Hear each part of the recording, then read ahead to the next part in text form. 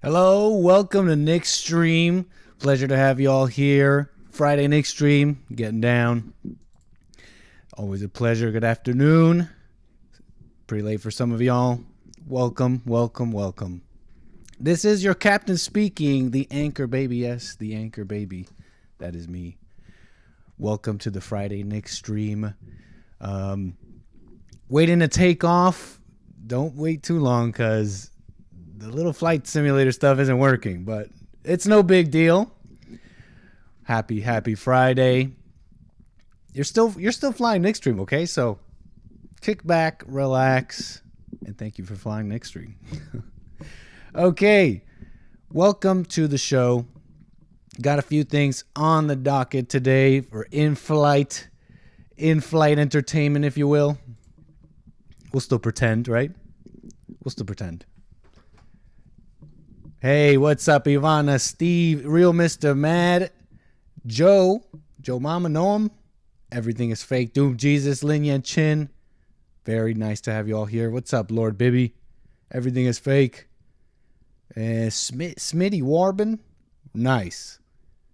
Thank you. 5G messing up the plane. I know. No, I had it all working, and then every time I went to go to fly, like click the little start the simulator, crash. Hey, whatever. That's just incidental. That's just a side thing, right? We still got us. We still got the show. What's up, everybody? Hey, rolling in. Welcome to Nick's Stream. Like I said, got a few things on the docket today. Want to talk about a couple of things here. If you'll allow me to start off with a little bit of a ramble, some personal stuff, Christianity, about delusions, and the stories we tell ourselves so that we can live. Really, the lies we say, the lies we tell ourselves, the stories we tell, the stories individuals tell to themselves so that they can live, and the stories that groups and communities, in a sense, say as well. What's up, Great Bowls of Fire? So I want to talk a little bit about that, a little bit about history, big quotation marks there. What the heck is that? I want to talk about the glass delusion. You may have heard about this. Talking about stuff, other things on the docket. National perversion. It's very easy to call out and judge the perverts, but there's a lot going on that people don't really think about, and the links between stuff. A little bit of Scott Adams and a little bit of the Anchor Babies take on that. And Anchor Babies hate their own countries or hate the countries they're in, the countries they're guests in. And a little bit more on delusions, stories that we hear growing up, like World War II and stuff like that have shaped narratives and things that we see today. A little bit about women, the wall. You've heard of the wall, maybe? The wall. Women hit the wall. They're no good after that. And maybe a little bit of more stuff, a little bit of fun stuff, maybe a little bit of the carb delusion. There's people who are all deluded about carbs, carbohydrates. A lot of carb hate out there lately. What's going on? And just crazy stuff going on. Some amazing stuff going on in El Salvador and the way they're dealing with crime and the death of conservatism. CPAC is going on. You know about CPAC. Trump is going to speak at CPAC or has spoken. And I believe he's going to have another speech or has yet to do a speech. But stuff going down at CPAC, the Conservative Political Action Conference, so-called conservative. And hate scams. Hopefully we can get to everything today. We'll try our best. And of course, your calls. Oh, this is too high up. How about that? And of course, your calls. You can call in 760-515-3855. Let's have ourselves a fun little Nick stream here. And I want to welcome already Already some first class super chatters here buying their first class tickets. Thank you, Lin Yan Chin saying Sparkle Blouse San. Sparkle Blouse San. Some of you may know of the infamous sparkle blouse I once wore. Do you agree that every 50 pounds is 1 point of power level? That is stacks in linear progression. Lifting 250 pounds is a power level of 5. Hey, you might be onto something, Lin Yan Chin. A little Dragon Ball Z for those that know, those that are in the know. Goku is one of the best Christians. Don't ask me to explain. Lord Bibby, thank you for the support, says, hit that like, the ankle baby on his own now. Right on. Pleasure to have you all here. What's up, Sion? Steve Strzok knows sugar's not bad, poofa's worse. We might get into the carb delusion. A lot of delusions in the show. And so we'll get into all of that. Let me just jump right in, if you'll allow me. If you'll allow me a little bit of rambleness. Oh, look, Steve Strzok, thank you, sir. With the Super Chats first class. Come on and sit in your first class seat, all yours. Bottomless drinkies and snackies for all the first class, all first class seats, obviously. He says, no seed oils in first class. Right on. No seed oils on Nick's stream. Hey, what's up, MK Ultra? Nice. So, let me get into this, and maybe a little bit of preamble, a little bit of rant. Just stuff I saw and thought of and blah, blah, blah. It might set up the show a little bit. What we have for in-flight entertainment today. I came across this silly video on Twitter, and it just kind of made me think of about a couple of things here. And so it's a video on Twitter. Came upon it, and it's a group of young and some adults at what seems like a church, okay? And they're getting down, like they're feeling it. They're feeling the emotion. They're feeling the spirit, whatever. And they're just all excited. They're laying hands on this one woman in the center, and just praying and speaking in tongues and getting all into it. And so it's kind of silly. Oh, let me show this. Yeah, kind of silly, but you see them here. Young kid with the fascist haircut here. Someone tell him that's a we got a little alt-righter, a little young alt-righter here. But look at him. Hands, laying hands. Is this loud enough? Test. Laying hands. I don't know what's wrong. What's afflicted this woman in the center? Maybe they're trying to make her walk. She seems to be sitting on some kind of walking device. And they're just getting down. Crying. It looks like faces of crying. Getting down. Look at this.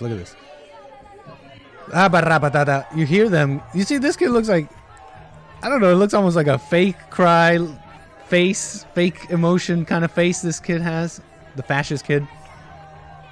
Look at the little girl with the hand on the forehead, and grandma in the middle, just taking it all in. Yeah, weird. It is weird. Definitely a little weird. All in the name. Yeah, they get down. You know, I thought it was just ethnic churches that did this, but it's not true. That's not true. Hey, what's up, Court? Welcome. Bow. You know, stomping, running around the pews. There's no pews, but, you know, I thought it was just like, I thought it was ethnic. Like, I grew up in like a Hispanic church. I didn't really grow up in the church, but my family, they were like sort of Christian, and they'd kind of get down. Not my family, but churches we'd go to would kind of get down like this. One time we went to a black church, and it was next level. It was next level the way it was similar to this, but just crazier. Those kids are nuts now. Says Great Bowls of Fire. And so I'm watching this video. I'm thinking about growing up and going to church with the family really young, and seeing a little bit of this and the stuff I went through growing up in like a Hispanic Christian home. My family, like I was saying, not really that into it. They would go though, and they'd like make me go, and when I was really young, right at the beginning, I was like in it, in a sense. I was like, okay, yeah, Jesus, Christian. I'm talking really young. And my mother, she sent me off to like one of these Christian retreats. Anybody ever been to one of these like Christian retreats, youth retreats? What's up, Oscar Rodriguez? Anybody ever been to one of those? These like retreats, okay? And I went, and I was there, and I was kind of emotional like them as well. Never into it like that, but it was a short little retreat, and I had brought a friend with me, a friend that I knew who I thought was lost because he was a bad kid. But for some reason, he came along with me. And I remember at that retreat, seeing groups of these kids get together and just get nuts, just like this. And I thought it was weird. One time, they got us together all in a room, and they had us attempt speaking in tongues. Like, think about that. How do you teach that? I knew even young that was weird, because they explained that the Spirit's supposed to come through and you speak in a language you don't know. And so I'm in this room, and they riled us up, and these kids around me, they're like, oh, rabada. And I'll never forget this little girl behind me. She started like, vomiting. She started puking I still can't explain what happened. I've only ever explained it away over the years as she was riled up and emotional and scared or something. She started like puking, and they had like a bag ready. Like they knew it was going to happen. It seemed like they were prepared, because they didn't get any. I remember she didn't get it on the floor or anything. And so I was there with my friend, the bad kid, and they're making us speak in tongues, and I'm standing there like, wait, but I thought this was like an automatic thing. I thought it was supposed to fill me up and just happen. And so I remember one of the lady counselors, she was going down the line, kind of talking to every kid. I don't know. They were going off. And she came to me, and I was just standing there, stone-faced. She's like, come on, give it a try. Try a few. She gave me some example tongues languages or something, vowels or whatever. She was like, go ahead. Rapata, dubudu. That made no sense. I was starting to get red-pilled there. Something's wrong here. And so I saw these people, and I was like, wow, they're so deluded. They're like crazy. And I would get like mad, because before every little event, before every meal, they would start praying. They would do a little prayer. It's supposed to be just a little prayer. Okay, let's pray before meals. But it would get riled up and turn into a drop down to the knees, Jesus crying fest. Okay? And I would get so mad I was like, what is wrong with these people? And, angry at my family, thinking it was just so weird. Wasting I just want to be at home, like wasting my summer. It was a mess. And so, but yet, as I'm judging them and looking at them saying like, oh, these deluded people, I still had my own little thing. Because I came back from that retreat with my little friend, and they brought the kids in front of the church to talk about the retreat. And when they gave me the mic, I just got this like sense of grandeur or something. And I remembered someone saying a verse sometime that he who brings sheep to the Lord is a wise man. And I'm this little kid with big curly hair, little thing with the mic, suddenly puffed up, and I'm like, brothers and sisters. I'm like, brothers and sisters. And that's how I heard people speak. Brothers and sisters. It is said or something that he who brings blah, blah, blah to the Lord is a wise man. I am that wise man. Yeah. They start clapping. And so it's funny, I thought I was like better or smarter. not as crazy, but I had my own little delusion. As the years went by, I rejected the church, rejected all that, God and Christianity, and I continued with my delusion. I was better, smarter for not being so dumb, deluded to think that there's a God. The secular way. I'm secular. I have no God now. I'm like free. I'm unbiased now. And so that's a little thing that I thought of when I saw that video. Crazy stuff. But the delusions, they continue. You know, everyone has stories they tell themselves so that they could live. You know, I was thinking about myself, what I've learned about myself, and this show, for example, Nick Stream, which I have fun doing, you know. But there's Fridays I miss. There's Fridays I don't show up, and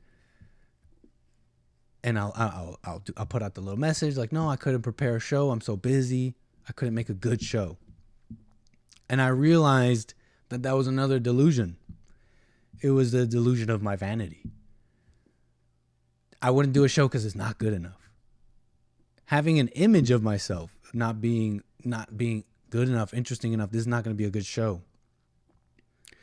So those Fridays I missed was because of my vanity, when you really think about it. Or when I really reflected. So anybody, you know, if anybody relates to vanity and having that image of yourself, positive or negative, having this opinion of yourself is absolute vanity. I'm thinking that you guys, like, I'm thinking, what an ego to have, that I would think like, wow, I have to be this or that way, or else it's not right, or it's not good enough. So I'm just going to be me and do what I do with what I got. This is Nick's Stream. And a little bit more on delusions. I'm thinking about delusions. And I'm thinking about the word history. I mean, history, there is no thing called history. There is no such thing called history. It's it's just it's a collection and mass of different histories put together by historians and people who wrestle, in a sense, they wrestle with the facts of the past, the raw material of the past. You know what I'm saying? It's just a mass of different stories and people wrestling with the raw material of the past. Like the myth of World War II. And not that it didn't happen. It's not a myth. It's the mythology behind it. The mythology behind a lot of stuff. They call it the Good War. And I grew up being told that. I remember being told that. I grew up knowing it as the Good War, the greatest generation. And so much of narratives and way we think in America, specifically in the West, but largely in America, and how we see all subsequent events and stuff even going on today, they're measured by that myth, by that mythology. I've been reading a little bit of this book called The Good War, because that phrase I learned is that phrase, that title, was created by a man, Louis Studs Terkel. Louis Studs Terkel, born in Chicago, born of Wikipedia this. Let's get the wiki facts on this guy. Terkel, born to Russian Jewish immigrants Samuel Terkel, a tailor, and Anna Finkel, a seamstress in New York City. And he was a political, historian, American writer, and won the Pulitzer Prize for The Good War. Okay. And I was reading it a little bit out of a suggestion. Someone suggested out of because I'm discovering things about what we call history, right? And I just want to read a little bit about why it's called the Good War. And I come to find that this Studs Terkel guy, he framed the story of the war as like this struggle, and this struggle that he linked to social justice issues of our time. Like he linked it to the emancipation of blacks in America. Think about that. I mean, that sounds amazing. Like that sounds great, and yeah, that's the American story of life, liberty, pursuit of happiness and freedom, the black emancipation, World War II. But I mean, now we're coming to find out that a lot of these things are not as they seem. Dark communist movements meant to control and divide. So that's a little ramble on that. But these are all stories that we tell, that people tell themselves in order to live. History. World War II, Stories that individuals tell ourselves. We tell ourselves these delusions, these things, so that we can live. And groups and communities and nations or whatever do the same. So, a little bit on that. You know what I'm saying? Whoa. So, it got me thinking of war. We don't speak any more war. We are to learn from history, not let it define us. Nice, Court. So, I wanted to get into, speaking of delusions. I came upon this. I thought it was interesting, okay? This thing called the glass delusion, okay?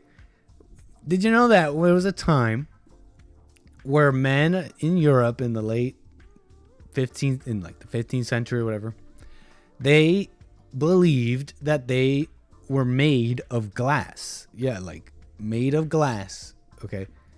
People feared that they were made of glass and therefore likely to shatter into pieces. That's a thing that people believed. Some people. So some people came to believe that they were made of glass, like made of glass. I still try to wrap my mind around that, trying to understand how that can be, that someone can believe that. I mean, it's like your body's like, you could touch it, right? You could touch glass and you could touch yourself, right? Like, doesn't seem like something that's possible, that you could possibly believe that. Charles VI of France, sixth, whatever, the King of France in the 15th century, was one of the most famous to suffer from this delusion, this psychiatric condition, whatever. And others, it's there's historians I was reading about that say that there were so many accounts of this glass delusion that that they can only see it as spreading to epidemic proportions, some called it. And so that I just found that so interesting. Not that interesting, but kind of interesting. Kind of fits what I'm talking about here. So how could that even be? I read, and I don't know what this means. This is what historians are saying, that in that time, glass became such a valuable commodity in Europe. It was regarded as magical, associated with luxury and fragility. That's one explanation, but the mind, when you think about the delusions you believe, that is, you can start maybe seeing it, but maybe you can't quite see it. Maybe you haven't examined yourself that much. But there's delusions going on right now.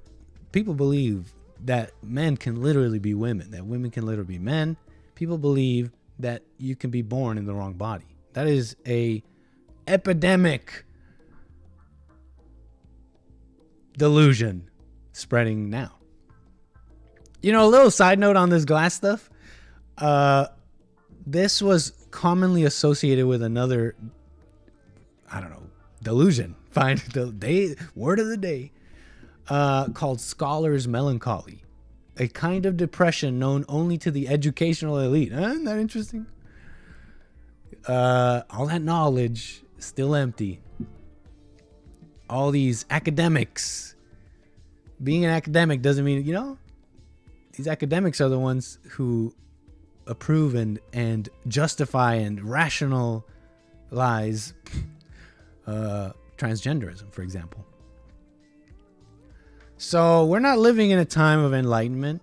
You know, the days, you know, like witch hunts, tree panning. Someone's got to tell me how to pronounce that. Which is like when they would drill holes in the skull to like let out fluid because it would help you. I think. Lobotomies. I talked about lobotomies on the show. That's not over. Okay, witch hunts and what the secular would say is the days of old. We're past that. We're so enlightened now and smart now. We're not a secular. It's not secular. It's just another religion. It's just another delusion, another cult. So, little bit on delusions. Scholars' melancholy. I don't know. Just kind of interesting, kind of deep. So yeah, people literally believe you could be the other gender or the other sex. And partly, you know, another reason for this widespread delusion is because these movements like transgenderism is tied to heroic causes. You know, these heroic causes, these mythologies that we've built from these movements like women's rights, the civil rights movement, those things that turned out not to be so good, not so good, but they're heroic movements in the mythology, and the mythology of America is this pursuit of life, liberty, and the pursuit of happiness. It's in the Declaration of Independence, and justice for all, and to be free. And so they tie it up all together. And you can maybe you can sort of start to understand how people at once upon a time believed that they were glass. They were literal glass and feared breaking into little pieces, as some have described. So that's what I found that interesting. It's just wild. What's up, Frederick? Welcome. Steve C. Welcome. Nick has encephalitis. No, I'm not. I haven't drank any amoeba tap water, Doom Jesus. I haven't. I don't do that. Oh, I sometimes drink tap water. That's not true. But I'm not shoving it up my nose. There's this story going around of this man who used a neti pot with tap water and got himself infected with a very deadly amoeba. Gives you encephalitis, inflammation of the brain. Not many survive. I see he don't have the number yet. Is it up? 760-515-3855. Lines are open.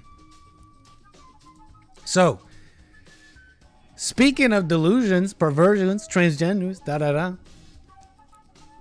you know, it's easy to judge the trans people and the as crazy and perverted and all that. But it kind of, you know, there's a couple of things going on there that a lot of people share with the transgenders that they may not realize. You know, there's this report going around. Rising share of U.S. adults are living without a spouse or partner. Okay? More than 60% of young men are single. Nearly twice the rate of unattached young men. This is Pew Research. Signaling a larger breakdown in the social, romantic, and sexual life of the American male. The breakdown of the relationship between men and women. No marriages, no babies, falling birth rates. We've heard all this. It's due to sex. You know, there's some reasoning behind why men are nearly twice the rate of unattachedness. Some people say different things.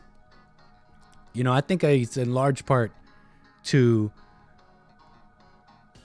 you know, a wrong relationship with sex.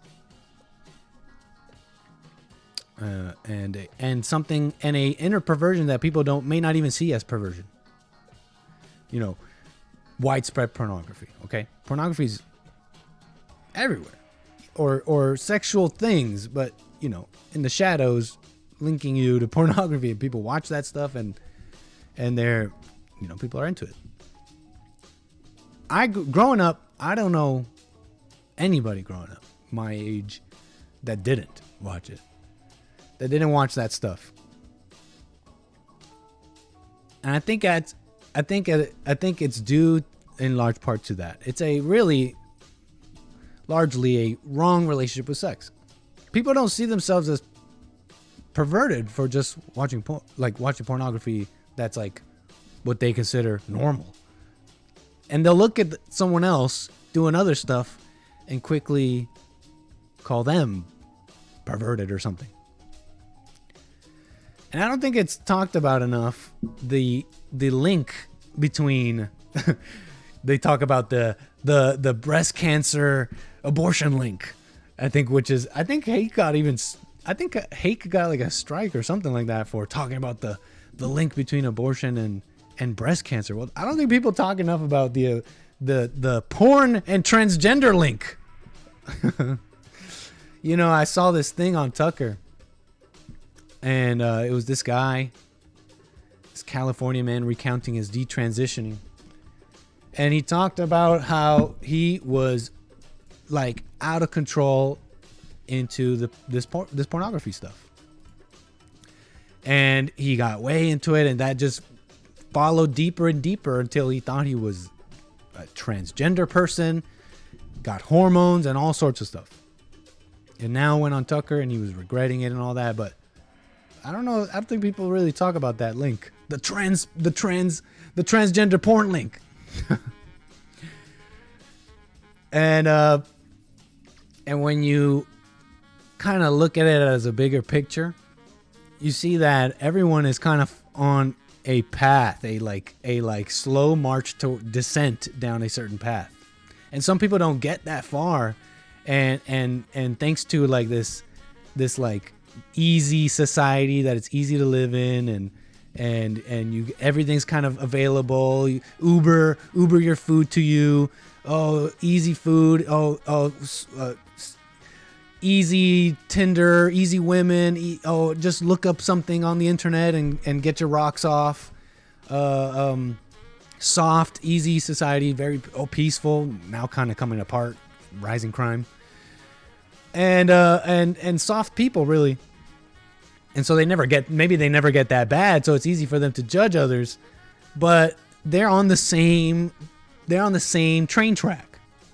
The people who think they're alpha, being a player, it's just me and women, and I'm a player and having sex with all these girls. They're as perverted as trans people, or some people watching crazy stuff. They're in a sense, if you're following me, they're in a sense on the same. You know, they're not as far gone, but it's the same thing. It's the same track, same slow descent. They're on the same path. Okay. So, you know, don't do that, kids. You'll be transgender before you know it. So, yeah, so I think it's largely due to that. Largely due that breakdown is happening due to a wrong relationship with that kind of stuff. It all leads to a greater thing, right?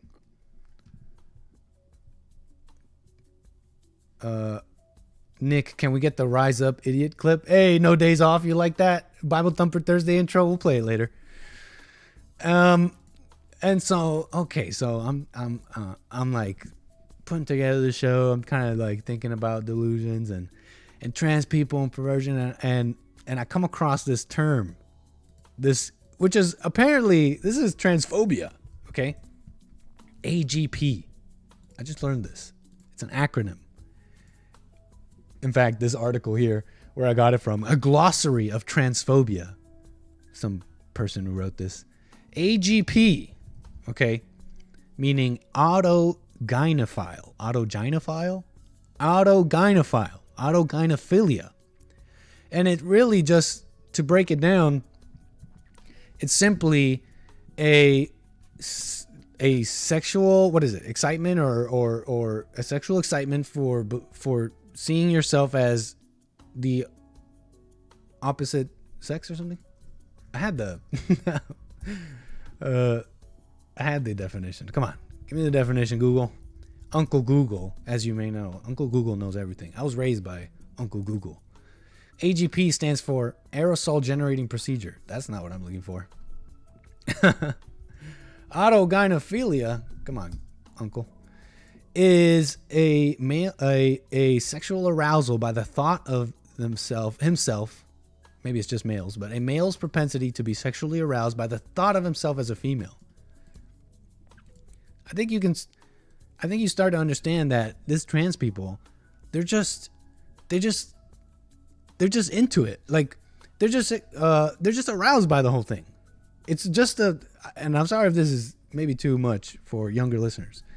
So, but it's that you start understanding that it's just an arousal. It's just a perversion. Now you're going to make us all sick, I guess. I'm sorry. Moving on. AGP. A transphobic. I'm being transphobic, basically.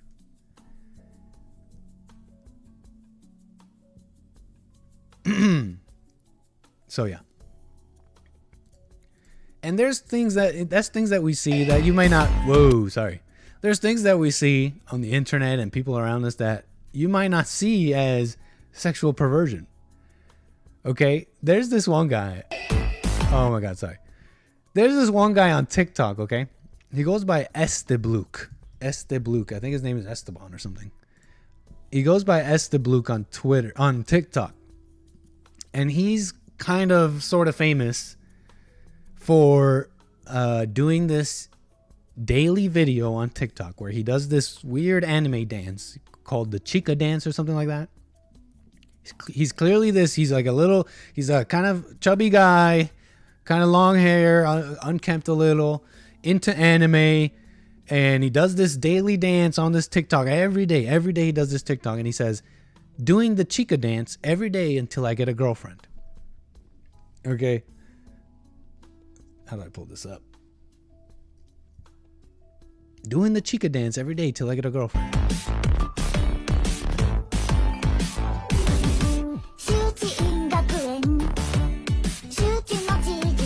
Okay, this is the guy. And this guy, look at what it says. It says day 1120, day 1120, March 3rd, 2023. That's today. He posted another one of those, and he's been posting it for 1,000+ days. 1,000 days. He must be still doing it because he doesn't have a girlfriend. Doing the chica dance every day until I get a girlfriend. Look at this. Look at this. Every day. And you might think, oh, this is sad, it's just lonely, or you just think loser or something. But this guy, I'm starting to realize, is just way too into the woman, and it's always due to sex. This guy's just, I don't think I could say that this. I don't think I should say, is the horn word, which is already the word basically, is that profane? Is that profanity? You know, the word for sexual arousal. Is it profanity? You know, I'm trying to clean up next stream a little bit, okay? Just a little bit. I've mentioned it a little bit before, but kind of weak. Where I have a few young listeners, and I don't want to be too crazy. But Uncle Google says it's a profane word. So anyways, this guy's just too into sex. Wants it too badly. Wants it way, way too badly. Is another reason why he probably doesn't have a girlfriend. Girls smell that. Girls know. Women know what that is. And so people don't see, someone says simp. So people don't, it's not maybe clear from the get-go that it's actually a way more basic It's not that complicated. It's way more basic, primal, animal situation this person is in. Pure perversion. And that's it. It's not like, oh, you need somebody, or I'm lonely, or no, you're an animal. Little call action here. Thank you, caller. I will get to you here in a moment. If you could just hold on for me, caller, I'll be right. Hold on. If you could just hold on for me, caller, I'll be right with you. So let me just finish this up here. That's one side of things, right? That's one side of things. And then I came across this other clip. And you may know this guy. He's Kevin Gates. He's a rapper. And this next clip is it's dirty. So any young people watching, it's kind of it's bleeped out when he says anything too nasty. But you get the gist of it, by just watching it. So this is adult. This is kind of an adult topic here, and it's gross. And I apologize in advance. It's a gross topic. But maybe I'm reading too much into this. But I kind of saw it as kind of deep. The delusions we're into, and what people's. Let me just play it. And so, like I said, it's kind of a gross topic, so children. But Kevin Gates, this rapper, who I actually met. I met at when I went with Jesse to meet Mike Tyson. Jesse was on Hotboxing with Mike Tyson or something like that. They never released the episode. So lame. I remember those producers that were there. They were like, to everything Jesse was saying. And it was so soft with Jesse. Jesse was not saying anything crazy. He was like, you got to forgive your mother, anger. Like, but it was too much. These soft guys, they're doing the filming. And they're like, oh my God. And it was totally impromptu. Jesse wasn't going to have an interview with him. He was just going to meet him. And when Mike Tyson met Jesse, Mike's like, oh, I know who you are. I know who this N-word is. and he did an interview with him right then and there. Anyways, after Jesse, Kevin Gates came in and did an interview. That's how I met him. I met his wife and manager. And so here in this video, Kevin Gates is talking to some woman on some show called The Fancy Talk Show. And he's being very gross, very graphic in this next clip. So, hold on. Like urine. And he's talking about urine, okay? He's talking about urine and sex stuff. Sex and urine, so be warned. Like urine. Yeah. Like. I loved it. Like urine as far as like, I let you piss in my mouth, then I come kiss you. I love for piss in my mouth. No, like. Gross. But he said something deep later. Tongue kiss you afterwards. I never had that done. Oh, but okay. I love for a woman to piss in my mouth. That's beautiful. You never had that one done either? What? A woman. Yeah. Blah, blah, blah, blah, blah, blah. Trying to talk over the gross part. Driving and I drunk it. Oh, okay. Period. Right there. Yes. Because it was just. And here's the part right here. Because it was just nothing. I was so infatuated with this woman to where it was just nothing about her that was nasty. Like, and then she's super clean. She like me. She drink number water all day. So.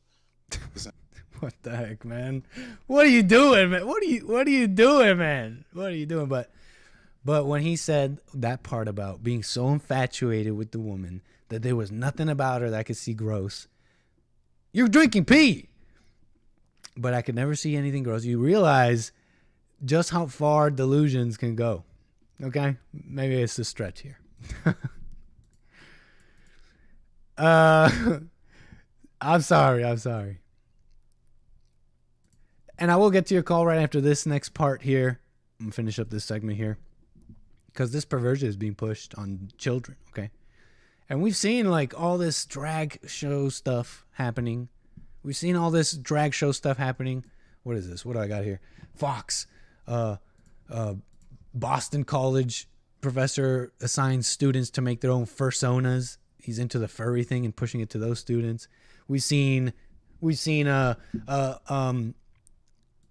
drag show stuff. And we see over and over again, we see these meetings with school boards, okay? And look, mostly women in these school boards. I noticed this. It's always like women in these school boards, but Yet another video popped up on my feed, and I see countless of them of parents at a school board basically, complaining that there's sexual material at their libraries. They're being taught gross things, that the children are being taught sexual, LGBT, crazy stuff, and they don't want it.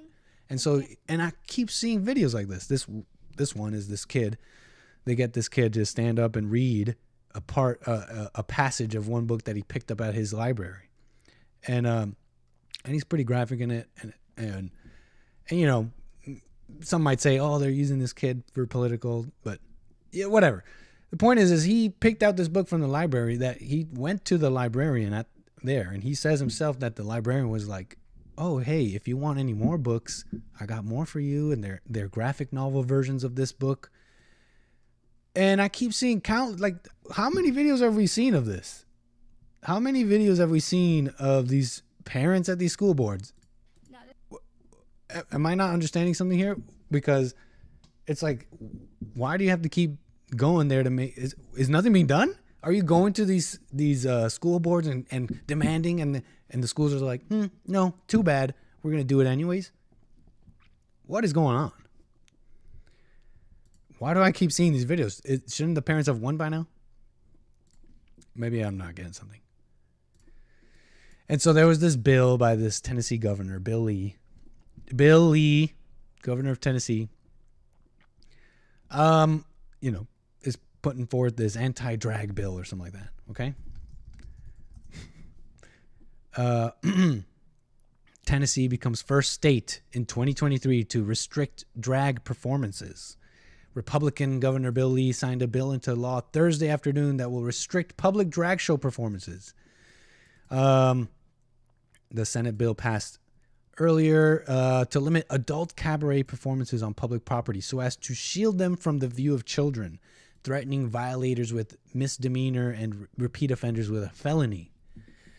The bill defines adult cabaret performances as that feature topless dancers, go-go dancers, strippers, entertainment that appeals to a prurient. That's a word I never heard, never used. And so he's doing this to protect the children. And right away, and some people like based, esoteric saying, based Tennessee. Hey, and that might be kind of based. You're trying to protect the children. This stuff, they keep coming at the children with this. Seems like some action must be taken. I don't know too much. But right away, the media attacked Bill Lee. The Guardian here says Tennessee governor to ban drag shows despite photo of him dressed in drag. What? How are you going to ban drag shows? You did drag. You hypocrite is what they're saying. But when I looked into this, the picture, the big smoking gun picture of Governor Bill Lee dressed in drag, it was just like him doing like jokes. Look at them. Look, the women, these are two women beside him dressed in male clothing, and he is in women's, and this other guy over here is in a woman's clothing. And he himself, Bill Lee, came out and said, how are you gonna justify this drag show stuff because I did a joke back then? And you see, how in the world can they justify what's going on and attack them? And it's just so evil to justify this child trauma this way by going into its past. Like, if you saw it as wrong, just because someone else did it doesn't mean it's okay. And the Bill reaction is like, I don't know if it's good or bad, because, you got to protect the kids or whatever, but it's the parents taking these kids to these drag shows. So who's really like, isn't this the people's will in a sense? Is the governor going against the people's will? And this goes all the way to the top, okay? People are focused on Karine Jean-Pierre, this person, White House secretary, press secretary. American people are focused. She didn't like what Bill Lee did. American people are focused on so many issues. We just talked about economy. We just talked about inflation. We're talking about safer communities and schools. And good health care, all of the things that you all ask me every day. And you all know that's what the American people care about. That's what, even when they went to vote in November, those were the issues that mattered the most to them. But instead of doing anything to address those real issues that are impacting American people, right now you have a governor from Tennessee has decided to go after drag shows. What sense does that make to go after drag shows? How is that going to help people's lives? How are drag shows who are helping thinking anybody? About, the economy, who are thinking about making sure their kids are going to be safe when they go to school, their communities are safe. But that's what he wants to focus on. So it's all just ignoring the whole point of the bill, just ignoring the what's going on with the children and all that. And again, like I said, it's partly, I mean, the parents are doing this, so we are in the land of the free, right? Or some crap. I don't know if Christians, if they were on charge of this, would be the same way, but crazy.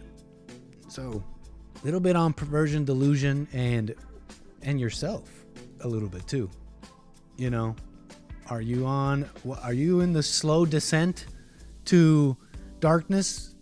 Are you paying attention to yourself? I got a caller here I'm going to get to. First, I want to thank Who's Your Bear? Who's Your Bear? Thank you so much for the support. Come on and sit in your first class seat. Who's Your Bear bought himself a ticket. Says, great stream so far, Nick. Also, who was in Paris? Who was in Paris? What do you mean, Who's Your Bear? Because I know a couple of people in Paris. I know a couple of black individuals in Paris. They're quite famous. Is that what you're talking about? Who's Your Bear? Black Individuals in Paris is the name of the famous song. I got a caller here I'm going to get to. Caller, you're on the air. Can I get your name and where you calling from? Hey, Nikki, baby. It's Art from Ohio, baby. What's up, Art? Let me turn you down a little bit. Go ahead. Welcome to an extreme pleasure. Hey, man, I was just listening to something you was just saying about that pedophilia and that transgender stuff. Yeah. It just goes to show you where our government and our society is or whatnot. It sounds like we got too many pedophiles over here in America. If you ask me, that's what it's sounding like. Cause just like you said, how many times do the parents got to go to these schools to say that they don't want these books or this LGBTQYRAT stuff being taught to their kids? It's only, one time should be enough. You know what I mean? So true. But that's what I just thought. Well, yeah, that's what I thought too. And it's only common sense or whatnot, But just like I said, you keep kicking the can down the road, and this is what happens. You keep trying to be inclusive and accepted of everybody's life. Then next thing you know, you got a demographic of people trying to teach your kids stuff that their religion don't condone, i.e. Christian, Catholics, or any other faith is of Father God, and teachings of Jesus, or whatnot. I don't, really too much believe in that name or whatnot, because I think it's a different name. But you get my drift. Christian, Judea beliefs. Long story short, it all falls back on, if you ask me, the balloons. I feel like the balloons is the distraction. The little balloons that was flying over that little nuclear plant. Oh, you're talking about that the Chinese spy balloon? Yeah, I think that's a distraction, because I heard they supposed to be releasing some information on the Jeffrey Epstein thing or whatnot. Yeah, and they trying to, allegedly, this is what they saying, they supposed to be releasing something on the Jeffrey Epstein thing, and you trying to get everybody to not think about that. You see what I'm saying? Or not paying attention to that. I don't know too much about all that. Do you know anything about that? The Epstein stuff? You haven't been really following that. Well, just as far as they supposed to be releasing the names that's on the that was going all over there to the island or whatnot. Really? I thought my impression of that whole thing is that there was no way that the powers that be would allow that, and I really don't know too much about all that. But if that's supposed to be coming out, that's kind of wild, Yeah, well, Nikki, baby, nah. Artie Art from Ohio, we gonna get to the bottom of that. We ain't forgot about Jeffrey Epstein, and we ain't forgot about him being in jail and allegedly somehow all of a sudden committing suicide when he ain't had nothing. He shouldn't have had anything in his cell that would have been able to let him commit suicide. So yeah, we ain't forgot about none of that. No. A lot of weird stuff. A lot of weird stuff. Yeah, a lot of weird stuff. We're going to get to, don't worry, we're going to find out a lot more about this stuff, Nikki, baby. But first thing first is, it's going back to the I don't know if you heard about the UN. Said the UN had been over there in them other countries. Basically, the kids, you know, they poor in them other countries, so for them to get food, they've been exploiting the kids in the pedophilia. They basically been raping the kids just to give them food, just so the kids can get food or whatnot. Oh, And, okay, like poor countries, poor people from these countries being, you know, are you saying they're like offering them food and stuff, so but in return to be sex trafficked or whatever? For them to trade in for sexual favors and stuff. Goes back into that. This is a whole bunch of stuff that the American people has been funding and giving their tax dollars to, and they've been promoting pedophilia and kids get molested and raped by a lot of these organizations, and ain't nobody been held accountable, and the American people ain't keeping their eyes on what's going on or whatnot. There's definitely a lot of weird stuff going on with that whole, you know, just surrounding the Epstein stuff, and so much secrecy that lets people imaginations go wild, and you just don't know. But you know, I hear a lot of the conservatives, they rail against the sex trafficking stuff, and I'm sure a lot of it is what's the word? You know, it's like there's an importance to it. It's something dark and evil going on. But like you, if what you're saying is true, that these people are, you know, trading their bodies for food and all that, you know, it's an abuse of them and abuse of their situation. But just like the drug user, you know, they have a fault to play as well. It's like I've heard stories of parents who sell their children because they're poor, right? And so it's a darkness all around. There's no real strength or all that, and I think largely what you're saying is accepted. At least a general perversion in the country is accepted because so many what you might see as normal or regular people themselves have issues, and so they can't go against the really crazy ones because they are no different. And somewhere deep inside they know that. Well, that's what I'm saying. That's the reason why I ran that down like that, because I would definitely believe, because just like we saying about the schools, why are y'all not fixing this stuff with the schools? Y'all basically trying to dumb us down and make us feel compassion for pedophiles and make the next generation of younger kids. Watch what you're doing. Make the young generation of kids accepting of child pedophilia. Oh, dude, yeah.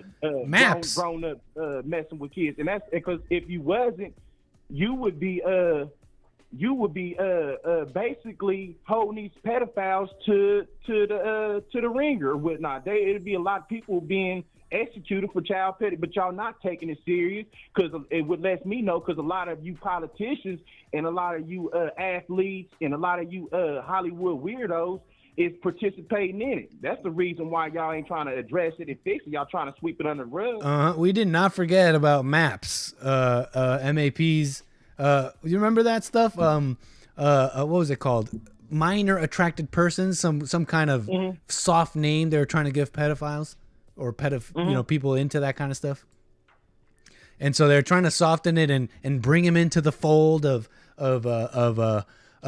discriminated groups. So that is definitely there's some action on that movement. So yeah, I definitely didn't forget about MAPS and all that. So real quick, just to change it up, did you hear about the 85 people overseas that got killed in that train crash? No, a train. So 85 people died in a train. So what happened? What happened? Commercial train crashed into a pedestrian train, a train that was carrying pedestrians and whatnot. Well, allegedly the story's going that the pedestrians that was on that train, they were coming from like not a concert, but something like basically something like a concert to where they were celebrating the Day of the Dead. And I just find that awfully funny that where they were participating in a carnival or something where it was practicing celebrating a dead people or witchcraft or whatnot. Then y'all get on the train to go home and y'all crash. And now I just wanted to say that was Satan opening up the gates of hell. Yeah, and but you laughing, but I'm dead serious. Just They did like, the ritual and then they paid the toll. Yeah, pretty. That's what I mean. You got it. That's exactly what I'm saying. And people like George Floyd and that one dude who died in California, where his cousin was over the Black Lives Matter. When they be screaming like that, see, we don't see it and understand it. And well, I do. When they screaming like that, they're not screaming here on earth. They're screaming because they're seeing the gates of hell being opened up. When most good people and God-fearing people and Christians is going to heaven die, they die in peace, in silence, with a peaceful face on their, a peaceful look on their face. People like that to leave off this earth when they dying or not screaming like that. They're seeing the pits of hell being cracked open. A lot of people don't understand that and know that. I'm looking at this image here, Euro News. The first image I pulled up says Hellenic train. I don't know what that means, but it says hell is in the name. So hell is on the side of this train that's crashed. Hellenic. But that's probably a normal thing, right, chat? What's Hellenic? Anyways. Art, last thing here. Okay. People in chat think you're a deep fake. Is this the real art? Oh no, this is the real art, baby, baby. This art from Ohio, baby, Yes, sir. baby. The one and only. You know, I couldn't wait to get off work to get on here to talk to you or whatnot. Right on. And one more thing about your man, Sleepy Creepy Joe or whatnot. Yes. You know, you see what he said about that lady or whatnot, son who died of fentanyl or whatnot, and you know, this is the people who you got running your country or whatnot. And if he don't feel bad for that woman or whatnot, you know, I tend to not, you know, I don't want to say it's all creepy Sleepy Joe's fault, because just like I always say, the parents play a role in that too. You know what I mean? Fair enough. She played a role in that. And if you notice, you ain't never see no dad nowhere around. Where was the dad at? You see what I'm saying? So, but I don't agree with what he did. That was very rude and disrespectful how he treated that lady or whatnot. And just the same way he did Palestine, Ohio. This is somebody that if anything jump off with Russia or China, who you think he really gonna care about y'all or whatnot? And you know, once again, like I always say, I don't have nothing to worry about because my name's already written in God's book or whatnot. So he's been watching me. He gonna stay watching me or whatnot. And I would hate to be somebody who out here practicing evil stuff, you know, going along with the evil agenda, because God got a way of making sure you reap what you sow. That's all I'm gonna say on that. Thank you, sir.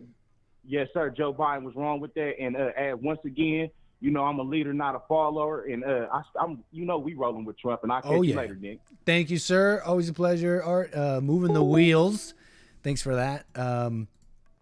You can call in 760-515-3855. Lines are open. Wild stuff, crazy stuff going on. He made me think of something. I already forgot it. Someone asked to play this Bible Thumper Thursday intro. Someone liked this, so I'll just play it for you guys. What happened? People like this one. People were asking for it, and you know, it kind of fits rituals. What Art was talking about, demonic rituals, or are these Christians? This is one of the little Bible Thumper Thursday intros I made. Always fun on Jesse Lee Peterson's show. What happened? Can you see his This breathing? man Hey, this man died since Friday. Hey. Elliot. Jesus. Lift your hands. Lift your hands. Lift your hands. Irakalamasa. Barabasa tabasa. Man of this command. Elliot. Rise up.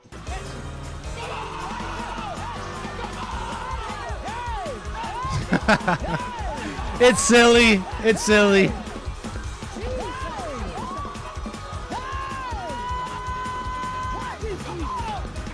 Angels are being released right Gotta now. love it. Angels are being dispatched. I have fun making these.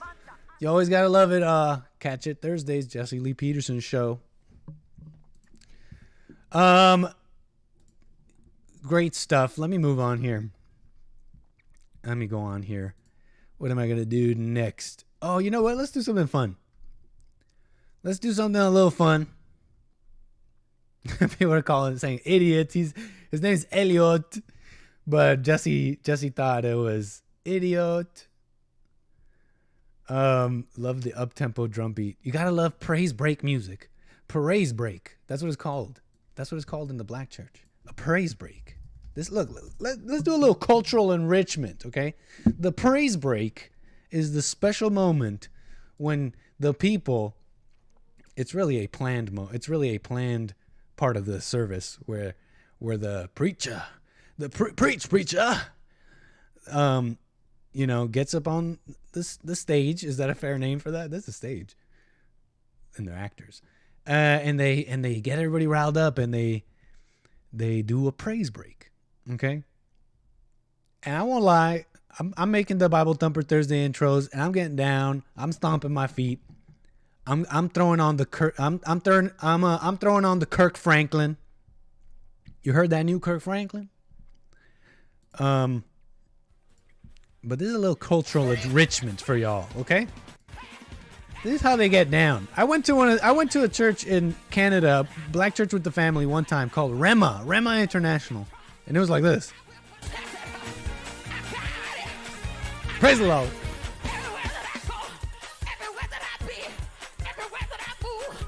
Praise the Lord. Okay, I'm gonna get too into it and play too much of it. Wait.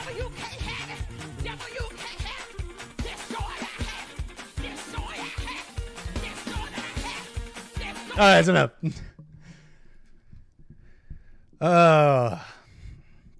Cool stuff. Okay, so let's do something fun here. And I didn't mean for this to be a recurring segment on my show, but it has become. And I did it like once because I thought it was this funny thing. It's like strange sports, okay? And I did like the knife sport thing where they do that like knife thing. And I covered the death diving. And I didn't mean for this to be a recurring segment, but it keeps coming up. And now I feel like I have to do it. And it's silly. It's silly. It's dumb. But it's kind of funny. You might find it a little funny. But this is another addition to Strange Sports. This is called PFC, Pillow Fighting Championship. Yes. These are serious athletes, okay? Okay? These are serious athletes. This is the PFC. These are top of their league, training hard, the technique, the athleticism to be able to compete at this level. Let's watch a little bit, okay? Strange Sports. Whoa, might be a little loud for you guys. Pillow Fighting Championship. If you thought you knew about every sport that exists, look, they even have. Look, this Facebook thing even has a Stranger Sports thing. Did they steal my name, or did I take it from them? I can't quite remember. They watched Nick stream. Wait until you see this one. It's a mix between combat sports Look at this guy. and new disciplines. Look at this move. Emerging. This is the finisher move. This is called the cold side. This is called the cold side. This is called flipping the pillow over to the cold side. Okay? That's his finisher. Too bad it didn't connect. In recent years, pillow fighting is somewhat unexpected. Strike to the face. Okay? These regulation pillows. Whoa. What's going on here? Some ad is playing. Are these regulation pillows? Okay? Are these regulation pillows? See, there's a common thing in the sport. Okay, the regulators have been trying to deal with it. It's a big problem. It's called pillow stuffing. Okay, they put heavy things in the pillows. Okay, but hey, look, something I learned from baseball: if you don't cheat, you don't care about winning. Okay, so if you don't get caught, you know your coaches are probably pillow stuffing. You don't want to get caught, but these are the regulation pillows, okay? Of any kind, a professional pillow fighting league may be. Look, you see that move? That's called the go to. That's called the go to sweep. Go down. This is called the go to sweep. A professional pillow fighting league may become the new. Get sweeped, kid. Go to bed. Go to sleep with the sweep. Puts on fights between professional athletes in octagons like MMA or in a ring. Both are suitable athletes. For pillow fighting. If you still find it hard to believe, when you see some of the highlights of certain fights, Look at the comment. you'll Listen to the see that commentator. discipline is much more technical than you think. Is that so? All right, so that's silly. That's silly. Strange sports, but you know what? I also wanted to talk about it because it reminded me of this thing I did as a kid. When I was younger, growing up in Canada, I lived in an apartment building with my mom, and my cousin and I.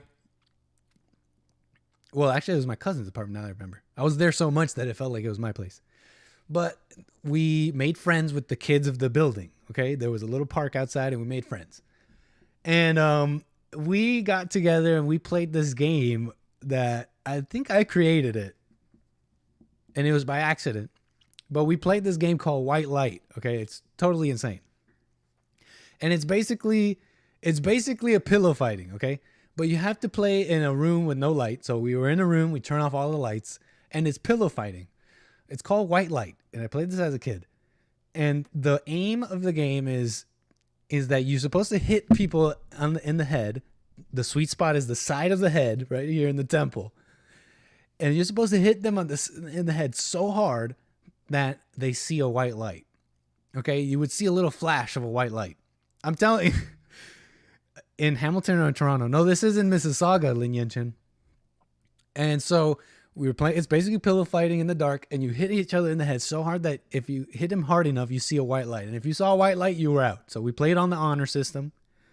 We played on the honor system, okay? But that was the sweet spot. You hit him on the side of the head, and you get hit so hard that you couldn't keep your eyes open, right? You get hit and you close your eyes and you would see a spark. It would be like a spark.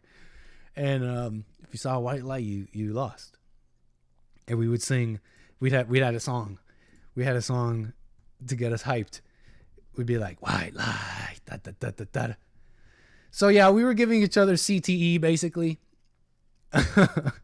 Lasting brain damage, but it was fun. Every flash of light was a brain cell dying. I think we sang that song. I created it because of that gorilla song, White Light. Detached retinas. White light is how Nick became such a good pilot. So yeah, that reminded me of the little game. That's called brain damage, Nick. Detached retinas. If you see a white light because you got hit by a pillow, I've got some news for you. What's that? What? It's just a game as kids. Yeah, we went towards the white light. White light. It was fun. It was a good time. Good times, good times. What's chat saying here? Da da da. The spinning back pillow. Fun stuff. All right, y'all. So I'm gonna take a little breaky poo. It's been we've been Nick streaming for a little bit here. What shall we do? Okay, we're gonna take a little break, okay? So if you could traumatic brain injury, TBI. Thank you, Doom Jesus. That's probably what happened. I'm probably suffering from its effects. But what's great about brain damage is that you don't know that you're suffering from it because your brain is damaged. Okay. Let's see here. What shall we do? We're going to take a little breaky. Thank you. I'll be right back. Oh, wait, hold on. Okay, be right back.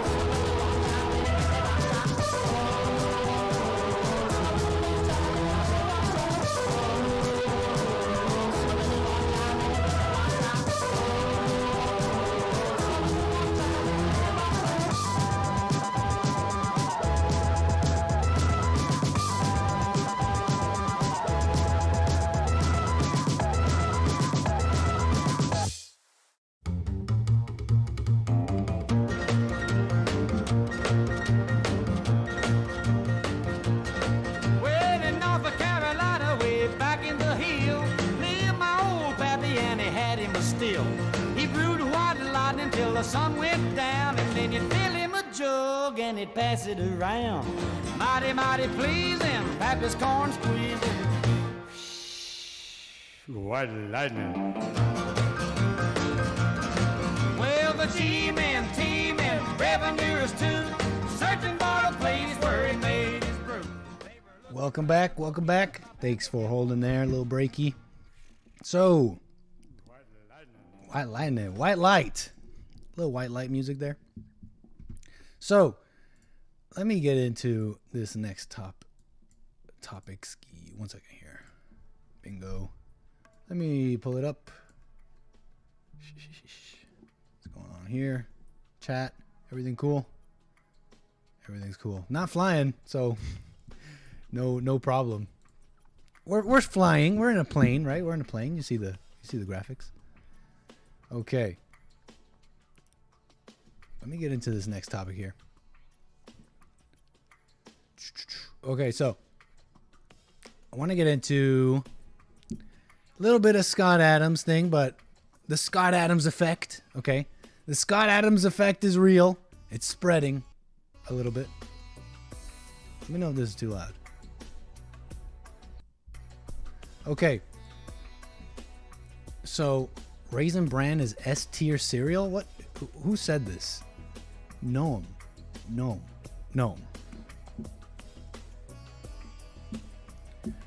Look, I'm not going to judge you. I'm not going to say that it's bad.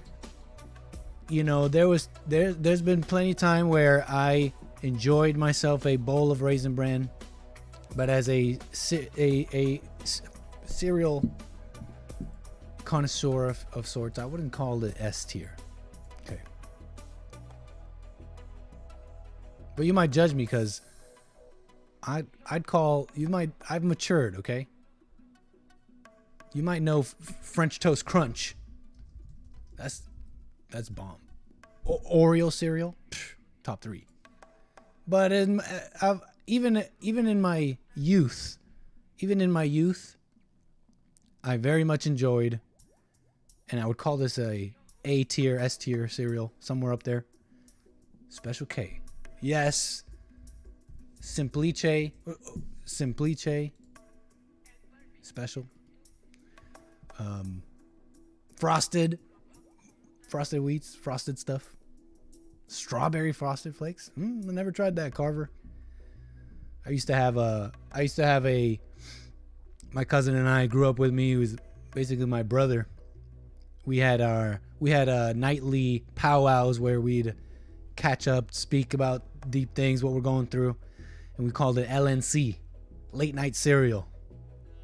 It'd be late at night and we'd say LNC, and we'd have ourselves a powwow of men over a bowl of cereal. Okay, so let me get into this. The Scott Adams effect. It's happening. It's spreading. Was this girl on TikTok affected? Was she inspired and affected by the Scott Adams effect? You know what happened with Scott Adams. You've all seen the clip by now. He's done with black people. He's done with them. Doesn't want to help them anymore. He's been all nice to them. He's done helping them. He said, the best thing I could do is to stop helping black people. Which is true. You can't really, all this help to black people and to really all people is not helping. It's destroying. More money than ever to all these programs and homeless programs, and it's worse than ever. So this lady's video is going viral. This young white lady. Was she affected by the Scott Adams effect? I began to question, why do only white countries have the moral obligation to live in this experimental diversity? I began to question why Americans living in the land of the free were forbidden the freedom of association. I began to question why the same groups of people that benefit from our country's altruism are allowed to collectivize within our borders in peace, yet any semblance of white collectivism is considered a form of supremacy. I began to question, why do I have to morally justify the continuation of my people? I am no longer a civic nationalist. Whoa. I'm no longer a civic nationalist because demographics matter. I'm no longer a civic nationalist because in our majority white country, it is considered controversial just to say it's okay to be white. And I'm no longer a civic nationalist because I won't stand by as whites become minorities in their own homelands just so that I can selfishly claim at the end of it all, at least I was an individualist. And I have a dream that one day whites will be equally permitted to live in their own countries as others do. I am no longer a civic nationalist, and I'm not sorry about it. Whoa, Scott Adams effect. Although I don't think so. I think this girl made this video before, and I think maybe even Hake touched on it. Yeah, she's no longer a civic nationalist. Demographics matter. Anchor baby status threatened right away. I should not be happy about this, right? But I'm an anchor baby. No, don't, not me. You know, on Scott Adams thing, I mean, he's absolutely right in a lot of what he was saying. And if, you know, maybe this girl did it before the Scott Adams clip and all that, but you know, she's making some pretty, she's spitting. She do be spitting, okay? And you know, whether it's right or wrong, civic nationalism, I don't know. But you see that she's kind of making points, right? She's spitting facts, and it's just constant attacks on white people, and it's turned into this battle now. Okay, it's everything or nothing. Now there's no room for, you know, there's less and less room for discussion and what's the word? Compromise, I guess. And should white people even compromise? Maybe not. But I'm not offended as an anchor baby at all. Not even a little bit. You know, I totally, completely understand what white people are, you know, going through, and what, and how their voices have been, what's up, no green card Nick? Hey, I'm an American citizen, okay? My family abused the country's laws fair and square. But, it's, you know, she's making sense. There is something about the whole Scott Adams thing, though, that might be missed a little bit. And you might be like, oh, you're being soft, Nick. But you got to consider a couple of things here. Because, you know, love is understanding, okay?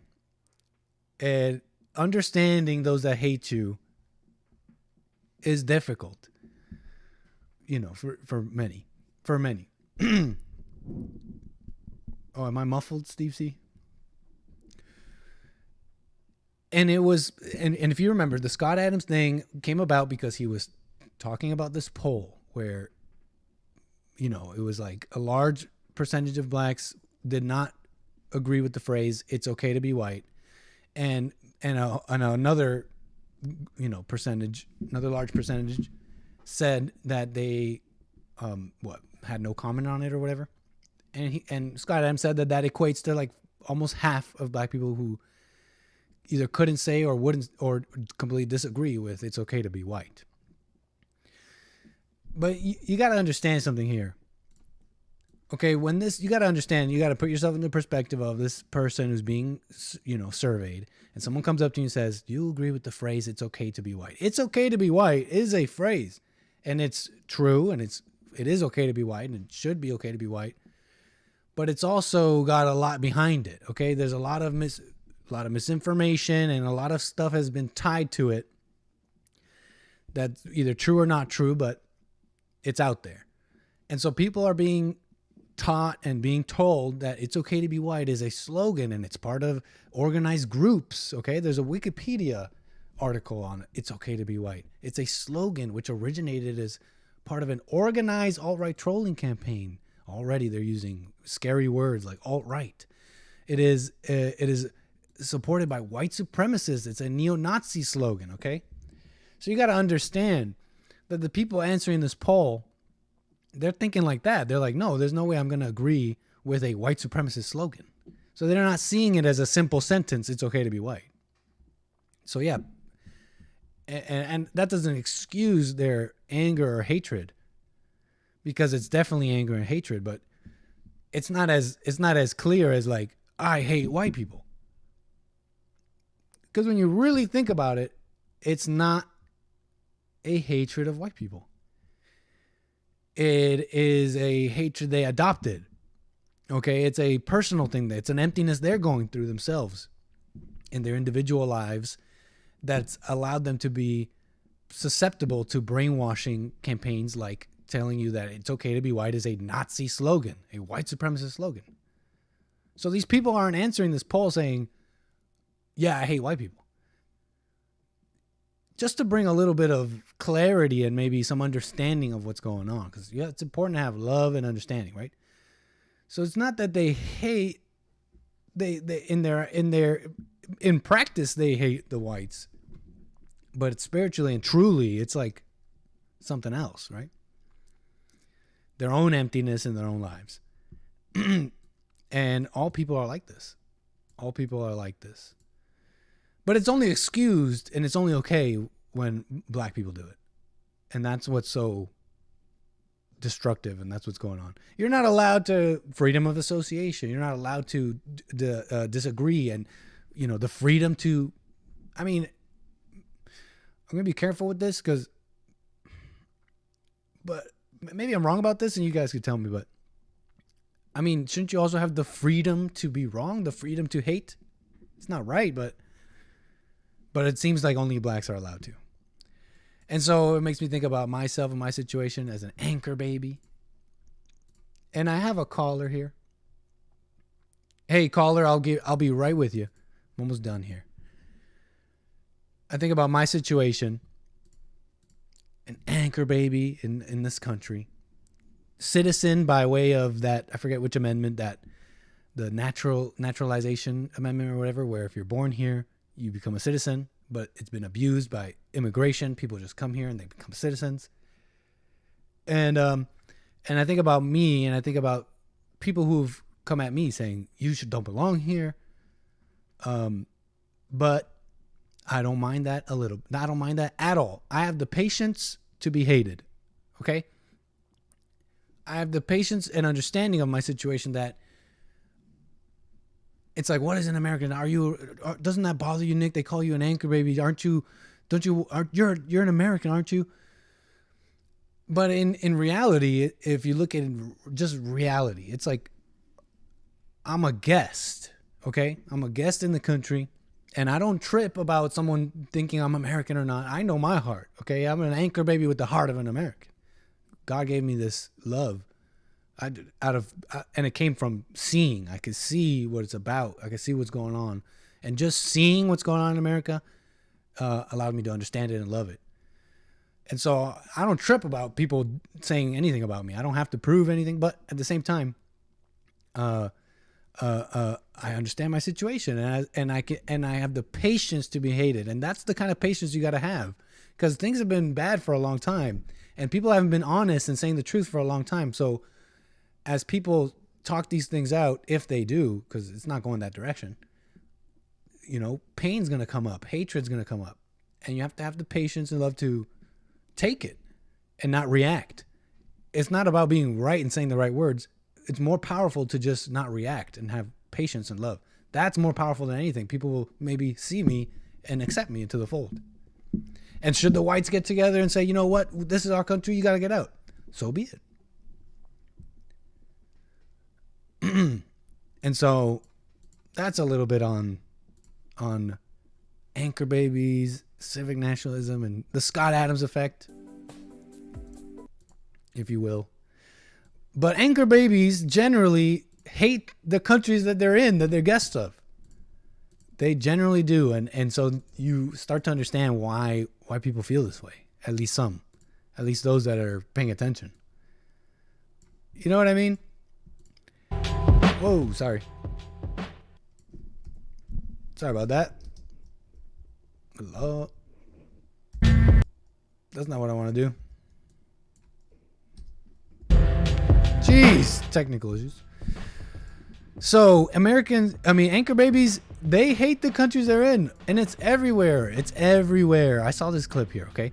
And it's this guy, Hamza Yusuf. Hamza Yusuf. He is a Scottish politician, okay? He's a Scottish politician serving as cabinet secretary for health and social care since 2021, okay? Hamza Yusuf. I'm trying to pull him up here. Where's this guy? This guy, Hamza? He was born in Scotland, okay?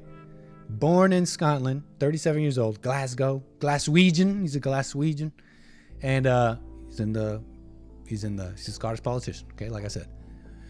And he's running for First Minister, which I believe is the leader of the government in Scotland. And I'm about to get to your call here, caller. And he goes up in front of the cabinet or the front of their whatever in Scotland. I don't know how it works. And just a little bit more on him, Hamza. He's the first. What is he? The first Muslim this and that. Like something lame.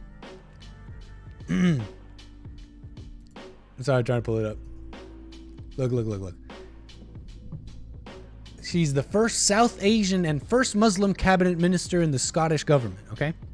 But he was born in Scotland. He's got an accent and everything. And he gets in front. White. He gets in front of his his government peers and before the country. And he says this. Most senior positions in Scotland are filled almost exclusively by those who are white. Take my portfolio alone. The Lord President, white. The Lord Justice Clerk, white. Every High Court judge, white. The Lord Advocate, white. The Solicitor General, white. The Chief Constable, white. Every Deputy Chief Constable, white. Every Assistant Chief Constable, white. The Head of the Law Society, white. The Head of the Faculty of Advocates, white. Every prison governor, white. And not just justice. The Chief Medical Officer, white. The Chief Nursing Officer, white. The Chief Veterinary Officer, white. The Chief Social Work Advisor, white. Almost every trade union in this country headed by people who are white. In the Scottish Government, every Director General is white. Every chair of every public body is white. So what? Steve C says so aptly. So what? So what? That doesn't mean anything. You're not saying anything. And so anchor babies, they hate the countries they're in, and they're born there and everything. And so that's why I'm not a civic nationalist anymore. That's why I'm no longer a civic nationalist. Oh, I'm joking. It's everywhere. It's everywhere. Let me get to my call here. I have a caller. Caller, you're on the air. Your name and where are you calling from? This is Frederick from Los Angeles. What's up, Frederick? How you doing, man? I'm doing all right. Well, now, I want to ask you a question. Yes. Go ahead. Did you see that poll when Donald Trump was running for president? The what? The poll when Donald Trump was running for president. I'm not sure what you're talking about. Can you describe it in The more poll detail? that said he was going to lose and he won.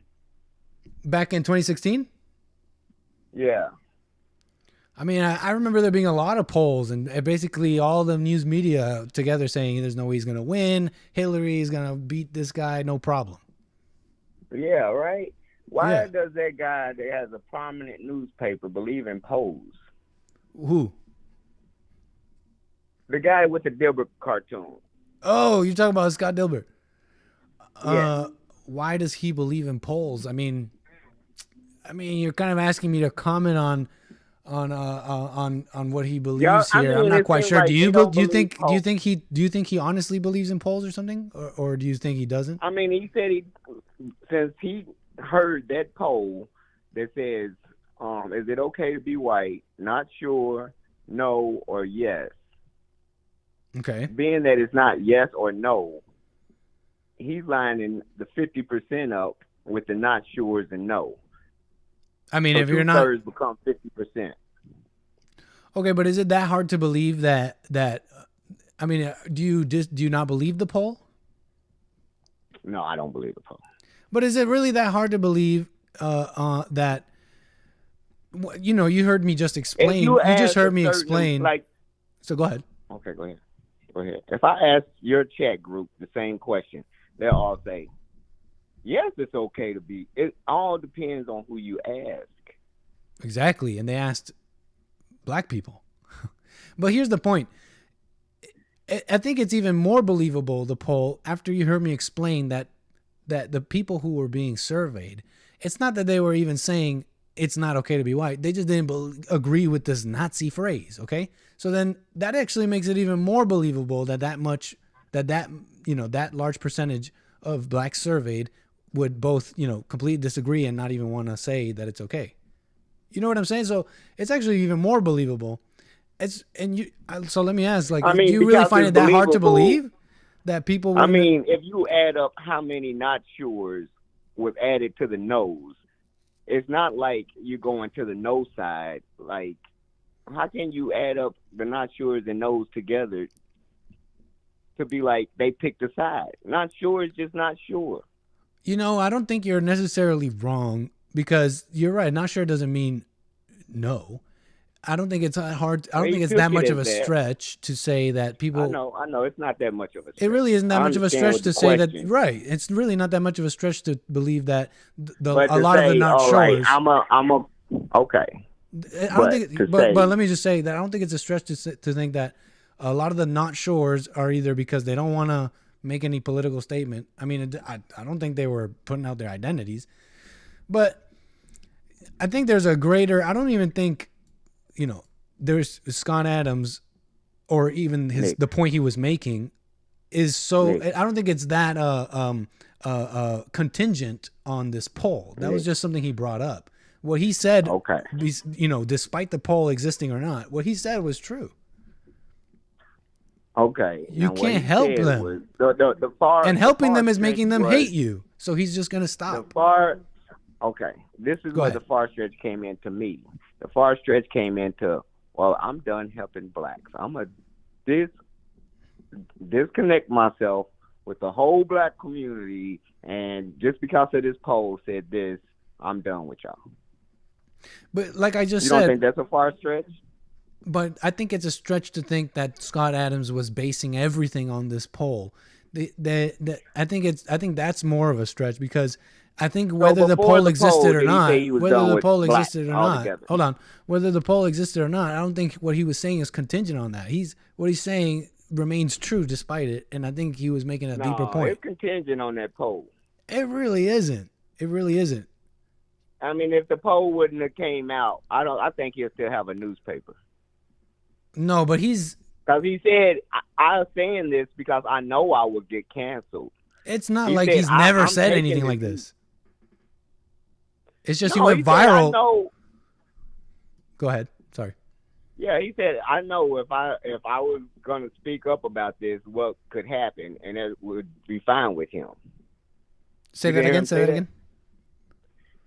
He said when he was speaking about the poll and everything that it's not more likely going to be politically correct, and there's a chance that he's going to be canceled for it, and he didn't care. Right. But this was the stance he had to take. Well, okay. So to say it wasn't because of a poll, it kind of was because he knew the consequences when he said it. Yeah, but he knew the consequences of what he said about the poll, and I don't believe that was his main point. The poll was just, what's it called? Awareness. It's just it just added to what he was trying to say. The overarching point he's trying to say. It's just material. He brought up Don Lemon. He brought up different things to bolster the point he was making, which was really, beyond the poll. The poll is just part of what he was saying, but I don't think, like I keep saying, it's not contingent on it. Like what he's saying remains correct, and he said, politically incorrect things about blacks before. It's just this went viral and all that, and it's like the racist rant. And so the point here is that what he said afterwards is the point. And he could have said that with or without the poll. It really is not, it really isn't about that. And I think focusing on that is either willfully or ignorantly like missing the point on your end, because do you disagree he's with overgeneralizing that all of America feels like that poll is what I'm saying. You saying the poll represents America, and it's not. You saying America represents the poll regardless of the poll. Well, what he was saying is true regardless of the poll, but does the poll that he brought up, does it truly represent America to that level? I don't know, and it's dubious to think that, because there was, like you said, a large amount of them were just not sure. But it's really not that hard to believe when you just look at daily life in America. I mean, and what's happening at the government. We're talking at the government level all the way to the top. We're talking open Hutu radio, white hatred, and denial of white voices, etc. I think that when you focus on seeing evil, everybody's evil, it's like that's your main focus point. It's gonna lead you to focus on more evil. As a man thinketh he is. As a man thinketh he is. So if the whole world's evil and you're not sure who returned to their father, you're picturing everyone as suspect before you even trust them to find out. Are you evil because God is everyone's evil? There's no righteous deeds, thoughts are all lies and all of this? Or have you been returned to your father? So if you just focus on the negative, you're going to be in the negative. And you're not entirely wrong. Those that focus in the positive will stay in the positive. And you're not entirely wrong, because should whites agree and say, you know what, we're doing a national divorce and we don't want anything to do with blacks, that'll either end in conflict or maybe not. It doesn't necessarily mean conflict. Maybe they'll come apart peacefully, but you're not entirely wrong.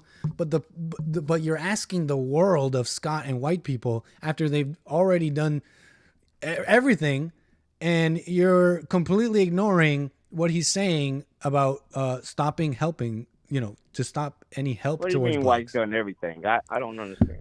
Dude, they're giving up their country. They're falling over. What's the phrase? Falling over backwards, trying to prove they're not racist to the point of their own detriment. Affirmative action. They're giving them the country, putting them in positions of power over themselves. You're telling me that's not happening? They're giving them they're giving them their women, like Jesse says. No, like I'm sorry, they're locking them up is what they're doing. There's more black men in prison than it ever been in slavery today. And why is that? Because it's a law and order police state coming, and they privatize prison to make a profit. No, but why are there more blacks in prison ever? Annually? Huh? Go ahead. They profit $374 million annually. It costs $80 billion in taxpayer dollars to house them. They 57 and 65 billion is being taken because of the unemployment of the people that's locked up. The prisons are profiting. Obama canceled private prisons. Trump reinstated them. Biden had to. You're not answering the question. You're just saying what people are into and what money they're doing, but you're not answering the question. Why do you say blacks are incarcerated like crazy nowadays? Is it because they did the crime or not? Like, are you telling me they're in prison for other reasons than doing crimes? Because of the United States policies. And what is that? Did Trump just relax a few policies right after Obama relaxed some few policies? Say that again. Sorry. Did Trump relax a few policies and let people out of jail like they had? But that's certain convictions. Sure, yeah, right, that's true. That's true. They're trying to be soft on crime, so that goes against what you're saying. No, it ain't being soft. It's like they're trying taxpayers' money. You're not making sense. You're not really bolstering your point, because what you're saying is they're letting them out, but you're saying they're more in prison than ever. The prisons are becoming their homes. They have ankle monitors on. But you're not answering the question. Why are they in prison? Do you believe they're in prison for committing the crime, or are you saying they're just being snatched up and put in prison for other reasons? It's profitable. They're in prison because it's profitable. Right, but like you're not. But are they being incarcerated for committing crimes? It may be profitable. There may be this prison complex where it's profitable to keep people in jail. There may be true, but you're saying blacks are in jail more than ever, more than slavery. Is it for no reason at all? It's like, this is my point here. It's just an ignoring. Okay, what DeSantis is doing. Taking littering from a misdemeanor to a felony, because if it has a hate or a swastika on it, you get a felony, and that's 10 years. And so is that gonna profit the prisons, or is that not gonna profit the prisons? I'm not sure, but if that's happening, that may be that might profit. I don't know. I really don't know. Stop. What's wrong with you? How do you think a longer sentence is not going to profit? What's going on with you, Frederick? You don't know what's in my head. I don't know if that's true or not. That might be true. Look, I'm not denying that there's. It's definitely true. Okay, fine, but let's say they make littering a felony, and then more blacks. It's a hate crime. Let's say they make littering a felony hate crime all the way, whatever, and then we find out that more blacks are incarcerated due to this. What would you say is the reason? Is it because they're littering more, or is it because they're just snatching them off the street arbitrarily and putting them in because of racism or something? Am I making sense? Maybe I went off the beaten path here. Yeah. That's my question to you. My question to you is why do you say that blacks are in prison more than ever in slavery or whatever? Because of racism laws. So it's racism. They're just snatching them off the streets and saying, you know what, let me put you in jail and you don't deserve it. I mean, if you give blacks 20 years for crack and a white person probation for cocaine, that makes a big difference. Oh, man. Blacks are more likely to get caught with crack than cocaine. Whites are more likely to get caught with cocaine, but the charges are different. You fell for this racism police propaganda when you're not. Hey, they are making reforms every day, and I'm happy for it. I got a list of all. So you like that they're letting out prisoners, violent prisoners, no bail for these violent people? No. You know, a lot of these people who were getting booked for crack, they were like involved with crazier things, gang activity, violent stuff. So that is yes. Listen, the 3-strike law was 3 times with a dime rock, you do life. 2 Say that times again? with a dime rock, and you steal a slice of pizza, you do life. You don't remember the 3-strike law? No. I just know about how the people who were getting caught with crack was other stuff, okay? It wasn't just crack versus cocaine. It's like the marijuana law stuff. People who were getting booked for marijuana. Hold on. It was like people who were getting booked for marijuana, and now they're doing marijuana amnesty. You seen this? Marijuana amnesty for other people who have like marijuana charges. What they don't tell you is that it's not just marijuana. It's not just people smoking pot and they threw them in jail. No, they have priors. They're involved with other criminal activity. So letting out a bunch of pot smokers is not just going to fill the streets with chill pot smokers. It's going to put criminals in the street, violent criminals in the streets. Yeah, but I mean, if they're changing the laws and they're doing life over marijuana charges and it's recreational. But like I said, it's not just marijuana. That's the lie. That's the lie you fell for. Are getting out. Those that are just marijuana are still getting out. And that's fair. Right? You know, that's fair. Okay, look, you're making. Look, I understand some stuff of what you're saying because it's true that there's. I'm about to finish my point. I'm not done. All right. So the second charge and those that has other felonies, they might have did their time for the robbery. They might have got locked up again on probation with marijuana. So that gave them a revocation of their old probation, time on their new sentence. Hey, yeah, I see what you're saying with the other charges and the other crimes, but once you do your time for a certain crime, you're free. You done paid your debt to society. But why is your charges on top of the other stuff needs to be okay? You can be let out. You did your time on them charges. I agree with you. But why is your first? Go ahead. My bad. But the way there's 2 people shot on Pico and Robertson. from a synagogue, and they're cracking down on gun laws here in California. They said that this trans guy that shot at him had mental issues. And it was where? Right here on Pico and Robertson. You remember those two?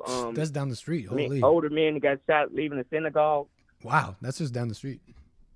Yes, right down the street. Yes, in our neighborhood. And even though they called him the same day, they said that he's gonna be charged with a hate crime, but that's not enough. They want stronger gun laws now. And in DeSantis, they scared right now, and they're pushing agenda. And I'm thinking those that's going to be caught with swastikas might be the Proud Boys. So be careful how you label this prison system when it starts to fill up with some Trump supporters, and y'all don't think it's cool. I don't disagree. Look, I don't think that we're not living in a time where it's the proper proper time for the proper crime. It doesn't seem fair, and I can agree with you on some things. But I want to go back to something that you're missing. But first, I want to ask you, the 3 strike thing or the 3 felony thing, was that just for blacks or was that for everybody? It was for everybody. But the black was I rest my placed case. But the cocaine was placed in the black communities with the Contra wars down there. Why did they do it? No one forced them to do that. But like you just said, the three felonies, that was for everybody, not just blacks, right? Okay, so that's moot point. And then one more thing. No, because the crack wasn't in white communities; it was in the black communities, and they wasn't making rehab like they are now. I don't know much about that, but I think there might be some truth about the CIA going in and doing some weird stuff. But nobody forced blacks to do that. Nobody forced them to take the drugs. Poverty forced blacks to do that. Oh my God, Frederick, you're gone. You're gone. That's. People do strange things when they're desperate. That's correct. You don't think poverty brings out desperation? That may be true, but not all poor people are these drug addicts. There's plenty of poor people who just live fine lives. I ain't saying they drug addicts. They're drug dealers trying to provide. There's desperation in people who have money. There's desperation is not. Look, that's just wild to think that poverty causes that. Poverty is not the cause of it doesn't cause you to do drugs. Okay, but. I forgot what I was going to ask you. How come is it when Obama first canceled privatization of prisons, they shrunk? When Trump opened them up, they grew. And when Biden's closing them now, they're forced to shrink again. Where are these criminals going? I don't know. I mean, if you can get rid of private prisons and still have all your inmates without releasing them, what's the need for private prisons? And you know who owned the private prisons? I'm not even going to tell you, but I'm sure you can take a guess. Look. That's why I went to the prison. Look, I remember what I was going to ask you. Why is it your first reaction when blacks are being incarcerated and the 3 strikes and the crack stuff? Why is your first reaction, oh, they need to reform prisons? And why isn't your at least up there, because I haven't heard you say it once, why isn't it, hey, black people, you guys gotta come out of your immorality and lead better lives and all that? Why is that your first thing? You know what I mean? Because if I was on probation, you were just saying about the people who smoke marijuana, but they're on probation, but then they smoke weed or whatever, get caught with weed. Why isn't your first reaction to that person who is on probation to be like, hey, don't do crimes while you're on probation? You're already on thin ice. Why isn't that your first reaction? Why is it they got to change the laws? No, they didn't have to change the laws. But you see what I'm saying? Seen the laws. Huh? You see what I'm saying? Why isn't your first reaction to the man on probation getting caught with weed? Why isn't it, hey, maybe you shouldn't be doing crimes on probation? Listen. I didn't have these discussions with the lawmakers. The lawmakers took it upon themselves to look at it and ask themselves, why come you're not blaming the criminal? And the lawmakers said, look, we're unjustifiably locking up blacks 5-1 compared to white people. There's more black people in prison at an unsubstantial rate than whites. We need to look at these laws. And they did that on their own. But why? That's my question to you. So, Why I is didn't your first change reaction the to look at the strike law. laws? Why not? Why haven't you? Why haven't I heard you at least one time say, "Hey, maybe that guy should have been smarter and not been walking around with weed and doing crimes while on probation"? Because honestly, Nick, I've seen how the law works. I done been pulled over like maybe 10 times with no citation. All right. Searched for drugs in the car. So you're okay with the immorality going on, and you just justify it. It's someone else's fault. I got you, Frederick. No, it's tag and No, I hear you. They I hear you loud and to- clear, man. It's somebody else's fault. I heard this story before, No, it's man. not. They are targeting, profiling, stereotyping. Yeah, but I didn't hear you once say, not even once, say that maybe blacks got to clean up a little. Black reform. I can understand. I can understand police. I can understand maybe law reform in some sense, but it doesn't. Your approach doesn't make sense. It's like you're asking the world of the law and of the country, and not even leaving a little bit of room to have self-reflection. Why are y'all okay with giving y'all rights up? That's what I'm asking. You're going to something else, man. I'm not okay with that. I don't want to give up my rights, Frederick, man. I spent too much time with you. That's the Second Amendment that DeSantis is talking about. Hey, I don't like that. I don't like that. I hate law, hate crime. I don't like that stuff. And this anti-Semitism laws that DeSantis is pushing, BS. That's like saying, why don't you just control your mouth and don't worry about the laws they make? Hey, we agree. Different topic. You ignored everything I said. Worry about we agree on that. What you say and not worry about them, because you're blaming the people that's saying the stuff and not the people that making the laws. Now, I'm blaming. You know what I'm saying? I'm blaming the people making the laws. Yeah, that's wrong. But you're blaming the people saying what they want to say. No. I'm talking about black crime. I agree with you on the anti-Semitism thing. That's wrong. You should be allowed to say what you want. But it's a different thing, dude. Other shoe. It's been fun, Frederick. Honestly, all right, Nick, sincerely, I actually did. Sincerely, I had fun. Sincerely, say that again. Hell yeah. All right, take it easy. Moving the wheels. Thank you, Frederick. All right. Okay. Jeez. Try to get through to my anger, Frederick. Okay. What's up, Nugget Man? I didn't see you there. Welcome, Carver, Marty Ubaldo, Karen Williams, Patricia, Dante Jen, Depressed Toilet. Did I say hi to you, Mr. Mad? The real Mr. Mad. Man, Mr. Mad, those, I don't know if I should say, but that was an awesome gift.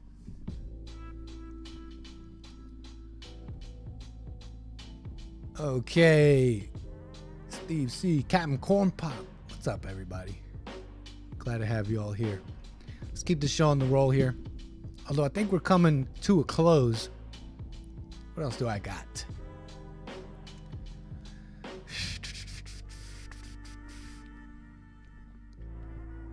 What else do we got?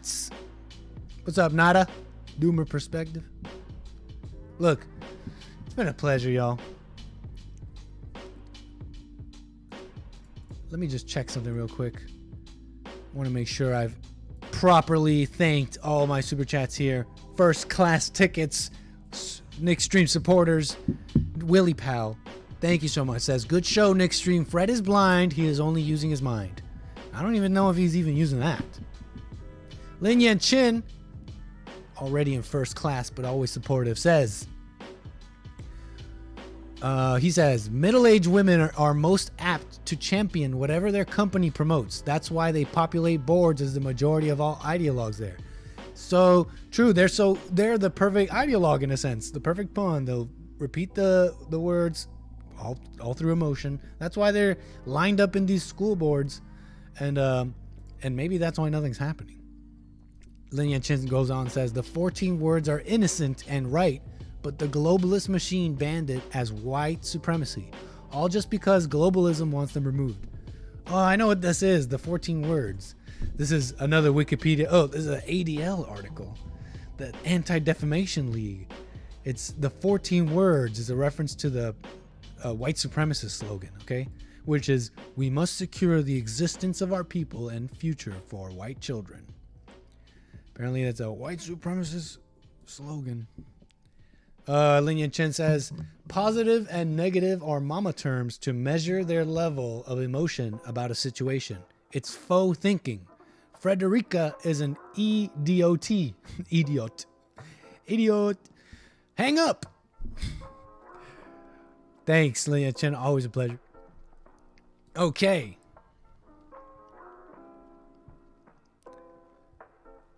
Let me see what's going on.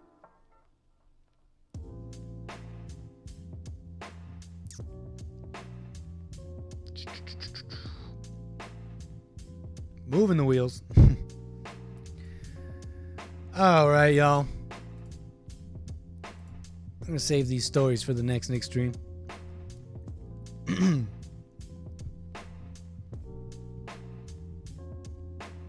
Mm-hmm.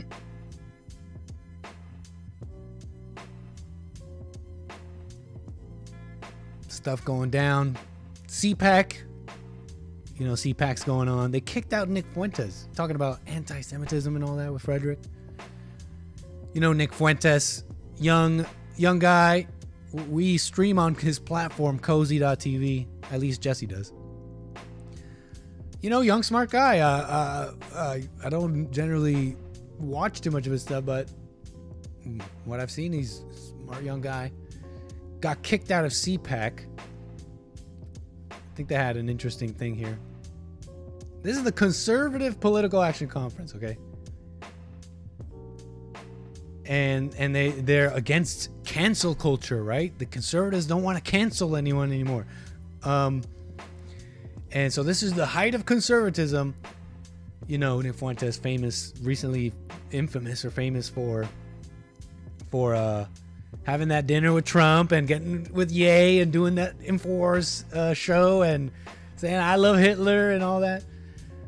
Well, Matt Schlapp. Who's Matt Schlapp? The CPAC chairman. Check it out. Put out a statement. We removed Nick Fuentes from his attempt to attend our conference. His hateful, racist rhetoric and actions are not consistent with the mission of CPAC. Just to attend, okay? Just to attend. Just to attend CPAC. Don't you want different people to come to CPAC to maybe see it your way? We are pleased that our conference welcomes a wide array of conservative perspectives, not everybody, from people of different backgrounds, but we are concerned about the rise in anti-Semitic rhetoric or Jew hatred in our country and around the globe, whether it be in the corridors of power and academia or through online rantings of bigots like Fuentes. He's just wanted to attend. Maybe he would have learned something. But you, Matt Schlapp, and this whole thing really is a what's the word? It's indicative of the conservative movement and where it's at. Weak. They're just soft Democrats.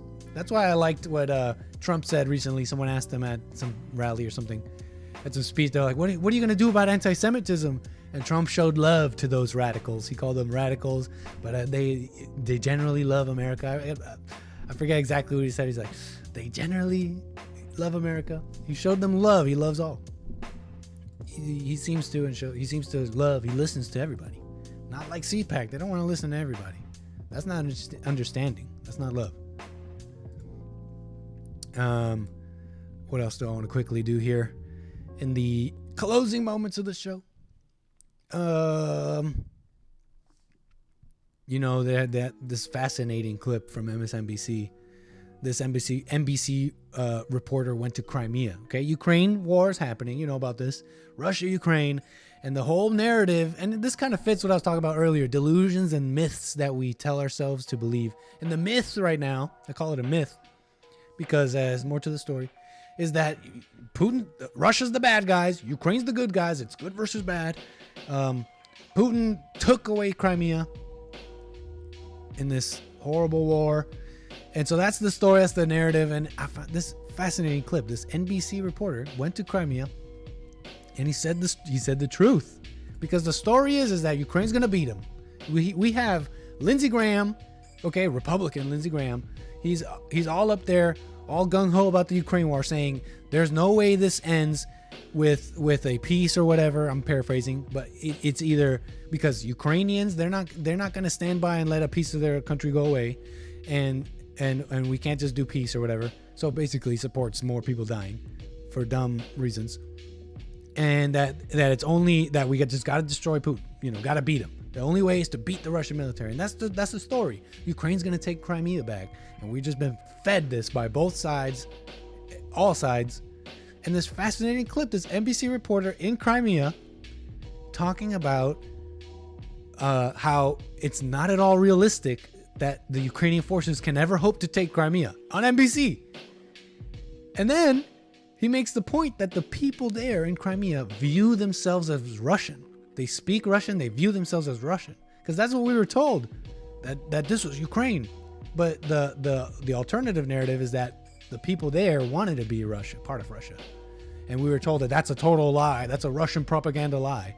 But this NBC, look, this is fascinating. Let's just watch it. President Zelensky vowed on Sunday to take back Crimea. How realistic is that? The people there whom you spoke to view themselves as Russian. That's right. From those people that we spoke to, it seemed unrealistic. And Andrew, I want to show you some new picture that we filmed yesterday at the port of Sevastopol. Now, this is the closest that any U.S. news crew has got to the Russian Black Sea fleet in many, many years. What you're seeing here are President Putin's ships at that port. Why it's important is because Vladimir Putin will be determined to defend that port, to not have it taken away from him. He may well do pretty much anything to try to... Hey, caller, I'm going to get to you in just a moment here. To achieve that, and the reason why is because it is so strategically important to Russia. But here's the irony. If you didn't hear me, caller, I'll be right with you. The fact since he launched that invasion a year ago in Ukraine, the Ukrainians now will be determined not to have the Black Sea Fleet there, potentially threatening their coast for years to come. So it is a very, very dangerous standoff that suggests that this could pan out for some time to come. It's hard to see how you reach a negotiation over that. And there in Sevastopol, Andrew, I've got to tell you, I mean, there was just military everywhere, absolutely everywhere. It is a military town. So again, when, for example, Victoria Nuland talks about, at the very least, we want Crimea to be demilitarized, I found myself standing there and wondering, how on earth does that happen? Wow. And going against the narrative, like, that's just truth. Keir, we keep hearing that Crimea is exactly what NATO and the U.S. fear Zelensky will try to go into with long-range weapons, maybe even with those F-16s if he ever were to get them, which I don't think he will, not in the near term. They're worried that that is a tripwire for Vladimir Putin. What is your take on that? Well, he goes on about the more war stuff, but pretty fascinating. He says the people there view themselves as Russian. Okay, and in this Zero Hedge article, they report that MSNBC even had to do they had to add in the report. Okay, Ukrainian officials and pro-Kiev media pundits are said to be outraged at this segment, given it repeatedly and bluntly referenced that Crimeans see themselves as Russians. This NBC reporter in this segment does. Okay, and so the pundits and Ukrainian officials are outraged at this segment.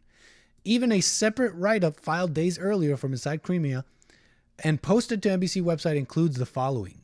This is not Russia, according to Kyiv. It's Western allies and the United Nations. It was annexed by the Kremlin. Blah, blah, blah. But, and they reference a man they spoke to, Praskovia Baranova, 73, speaks Russian, feels Russian, and lives here. That just goes against everything we've been told. So, I mean, that's all I got about that. Trying to plow through a little bit. It sounded like Hake. Trying to go through these stories here.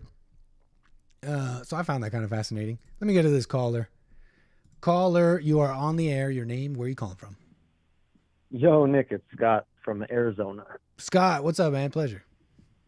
Yeah. We met when you came out in like 2019. Do you remember? Oh, or was that 2020? It was right before COVID. Right before COVID. When I came out, you're talking about here in LA. Out here in Phoenix. No. You and Jesse came Oh, to Phoenix man, we went to the school. Like Black History Month, that conference. We went to the school? Yeah. Yep. Scott, man, were you the guy with the beard and the long hair? Yeah. Nice, man. What's up? How you been? Been good. I totally remember you. Pleasure. Nice. Well, hey, I actually didn't call to talk about the Ukraine thing, No, but no, I no. actually have a really random story about it. I know a guy who was over there when all this started, and essentially he identifies as Ukrainian. And it's kind of interesting because when you really break it all down, it's a bunch of like brainwashing and propaganda and back and forth between the two world factions. But essentially, it's like the vote was like 60-40 or something like that. I think, don't quote me. But so it's like, you know, a lot of people kind of feel both ways. Oh, you're talking But anyway. about the question about whether those people feel Russian or not. Yeah, because like Fair enough. absolutely the majority do. Right. But then right, there's right. other people that are there that don't. And when they invaded, or whatever you want to call it, Mhm. they basically, like a few months before, sent letters out to everyone and said, hey, you know, like the vote happened and Ukraine won't honor it, so we're going to come in. You have to decide if you don't think you're Russian, move now. And you have to move yourself at your own cost to Kiev, otherwise you're in danger. Wow. And he wasn't, you know, someone who identified as Russian, so he got out of there as quickly as he could. It really is a real shakeup that I don't exactly, you know, I don't take sides on that. It doesn't sound, it's kind of horrible to have your life upended like that, you know? And that's what happens with these conflicts. So I wish, believe it or not, war sucks. It sucks, man. And I wish well for both sides. I wish well for all people. I wish they could just live their lives peacefully. Yeah. I wish, you know, we would stop instigating, and I wish that they would feel like they could live harmoniously with, you know, like our side or whatever you want to call it, you know? That's an insightful point, man. It's so true. It It really, like both sides are poking the bear. Yeah. And it really, the point here being that none of this is really what people want, but it's really their fight, and it's what's going on over there. And for NATO and the West to have to claim some superiority, like they, you know, that's kind of the gripe here. But what you're saying brings a more personal and insightful view of the whole thing, because these are people. There's people there. There are people that are living there, and it's their lives. Yeah. So in the letter, it also said, if you are here when we show up, you're joining the army and you're fighting Ukrainians. So all of a sudden, you know, and well, no one knows this because it's not reported at all. That Russia literally told the people we're invading months before. Wow. Yeah. I mean, the same way Israel tells Palestine, hey, we're going to bomb here tomorrow, don't be there. And then the media doesn't talk about it, you know? Not that I'm like pro anything there. No, I'm totally following you. It's really interesting what you're saying, man. Yeah. That's true. Well, what I really called in to talk about is thoughts. Okay, go ahead. Yeah. Well, man, years ago I read this book. It was called Emotional Intelligence 2.0. And it was a super intellectual book about trying to conquer your emotions. And most of it was, you know, just like con man stuff, but it started off with some really, really good information. It started off with how thoughts are created in the brain, the actual physical process.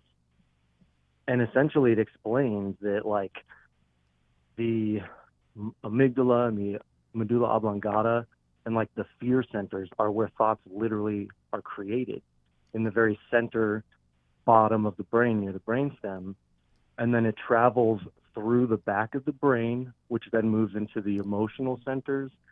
And the very last place it hits is like the front of the brain, which is your logic center. Wow. And so literally, the faster you react to thoughts, they can track like where people are stuck in their process of where they're reacting in the brain. Man, that's very fascinating. You know, I've always thought that something about the physical, the body, you know, science and all that, it gleans from the you know, the spiritual and the immaterial, and so that the brain would even physically you know, have physical, you know, kinetic action that you know what I'm trying to say? Like it has a physical representation of what's going on, of what I've come to understand electrical. spiritually. So that's pretty fascinating. Yeah. The way I think of it is like this is both a temple and a prison because Satan is the god of this place. And this is a tool he created to try and make us believe we are it. So all of those things are good to know about, but to like think they're true, ultimately true, is to worship the creation and not the creator. Dang, that's pretty deep, man. You know, it's like I think I'm following you here, because if you were to like fully go, you know, you learn this and you're like, wow, that's it, that's the truth. That would be the same as, like, for example, leaving your cup full instead of empty. Right. And right. It's like, oh wow, I see this physical process in the brain and now I get it. Right. Because the truth is, the cup is neither full or empty. Right. It's like at sometimes you're adding water and sometimes you're pouring it out. The cup is a vessel for action. Fascinating. Yeah, right? it's making And the action is either movement of God or movement of the deceiver. That's making me think about a bunch of stuff. Fascinating, man.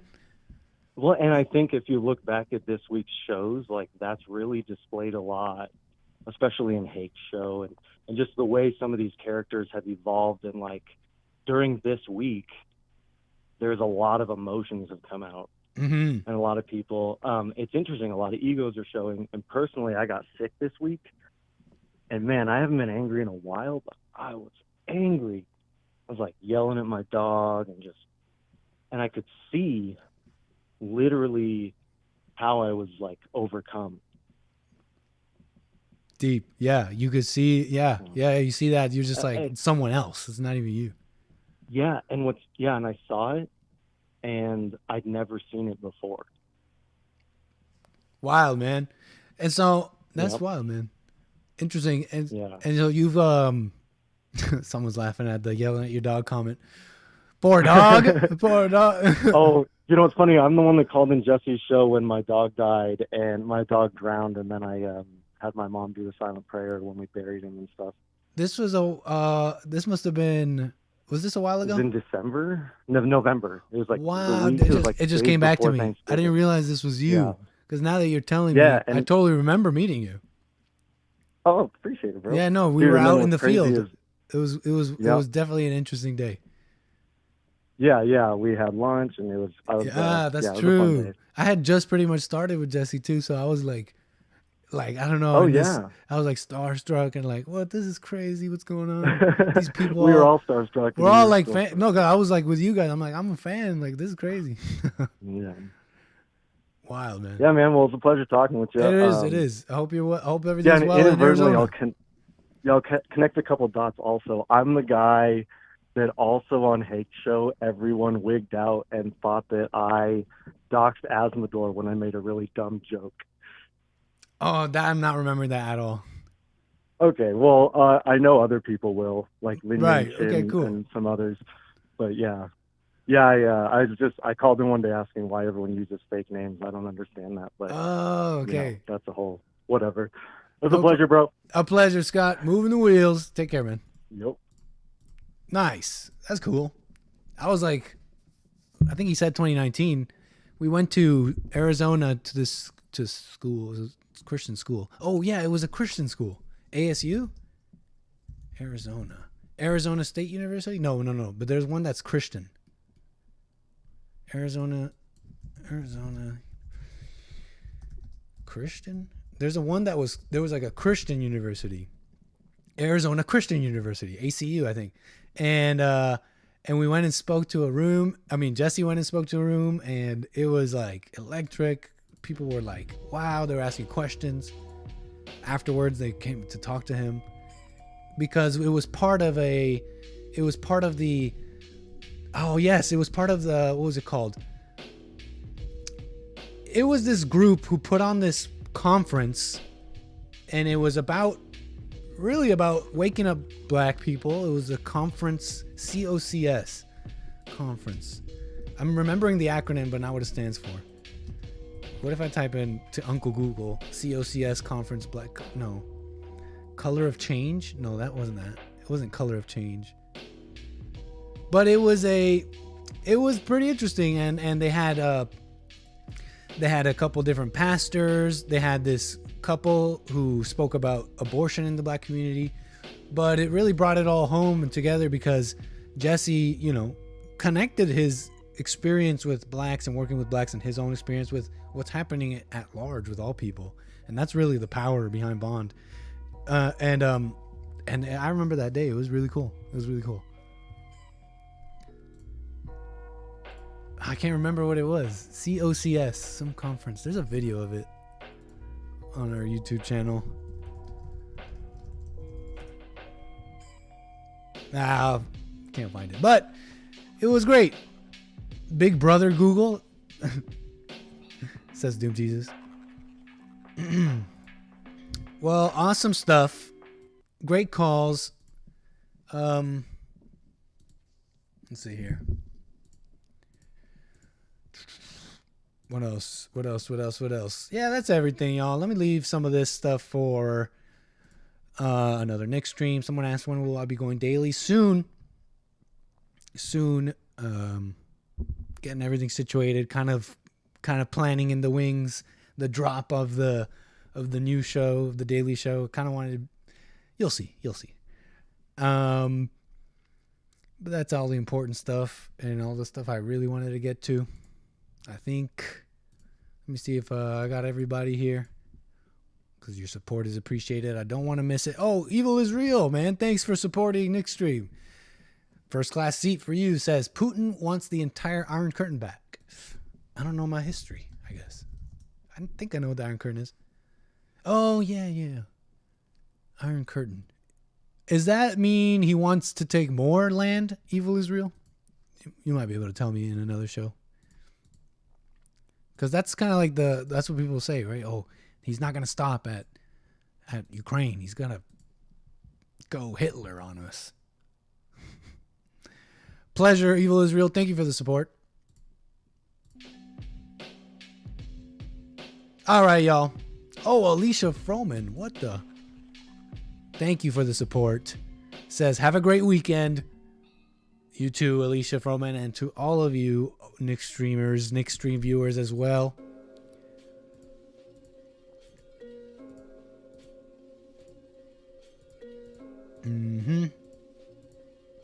That's all, y'all.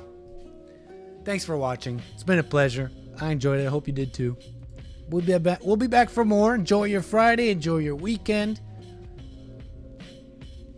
Catch church on Sunday. Oh, another one from Evil is Real says, look at the images of the Iron Curtain. Yeah, I guess it goes beyond. Oh, yeah, you're right. Yeah, it goes beyond all the way up to like Germany and stuff. The Iron Curtain. Scary stuff. World War III. Oh, my God. Marty Ubaldo, appreciate your super chat. Thank you so much. Always a pleasure. Hey, Lots. What's up, man? Lots, I'm gonna start maybe a gaming channel or something. That was fun. I want to keep that maybe separate.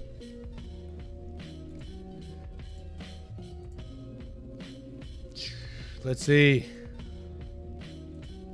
All right, y'all. Take care. Enjoy your weekend.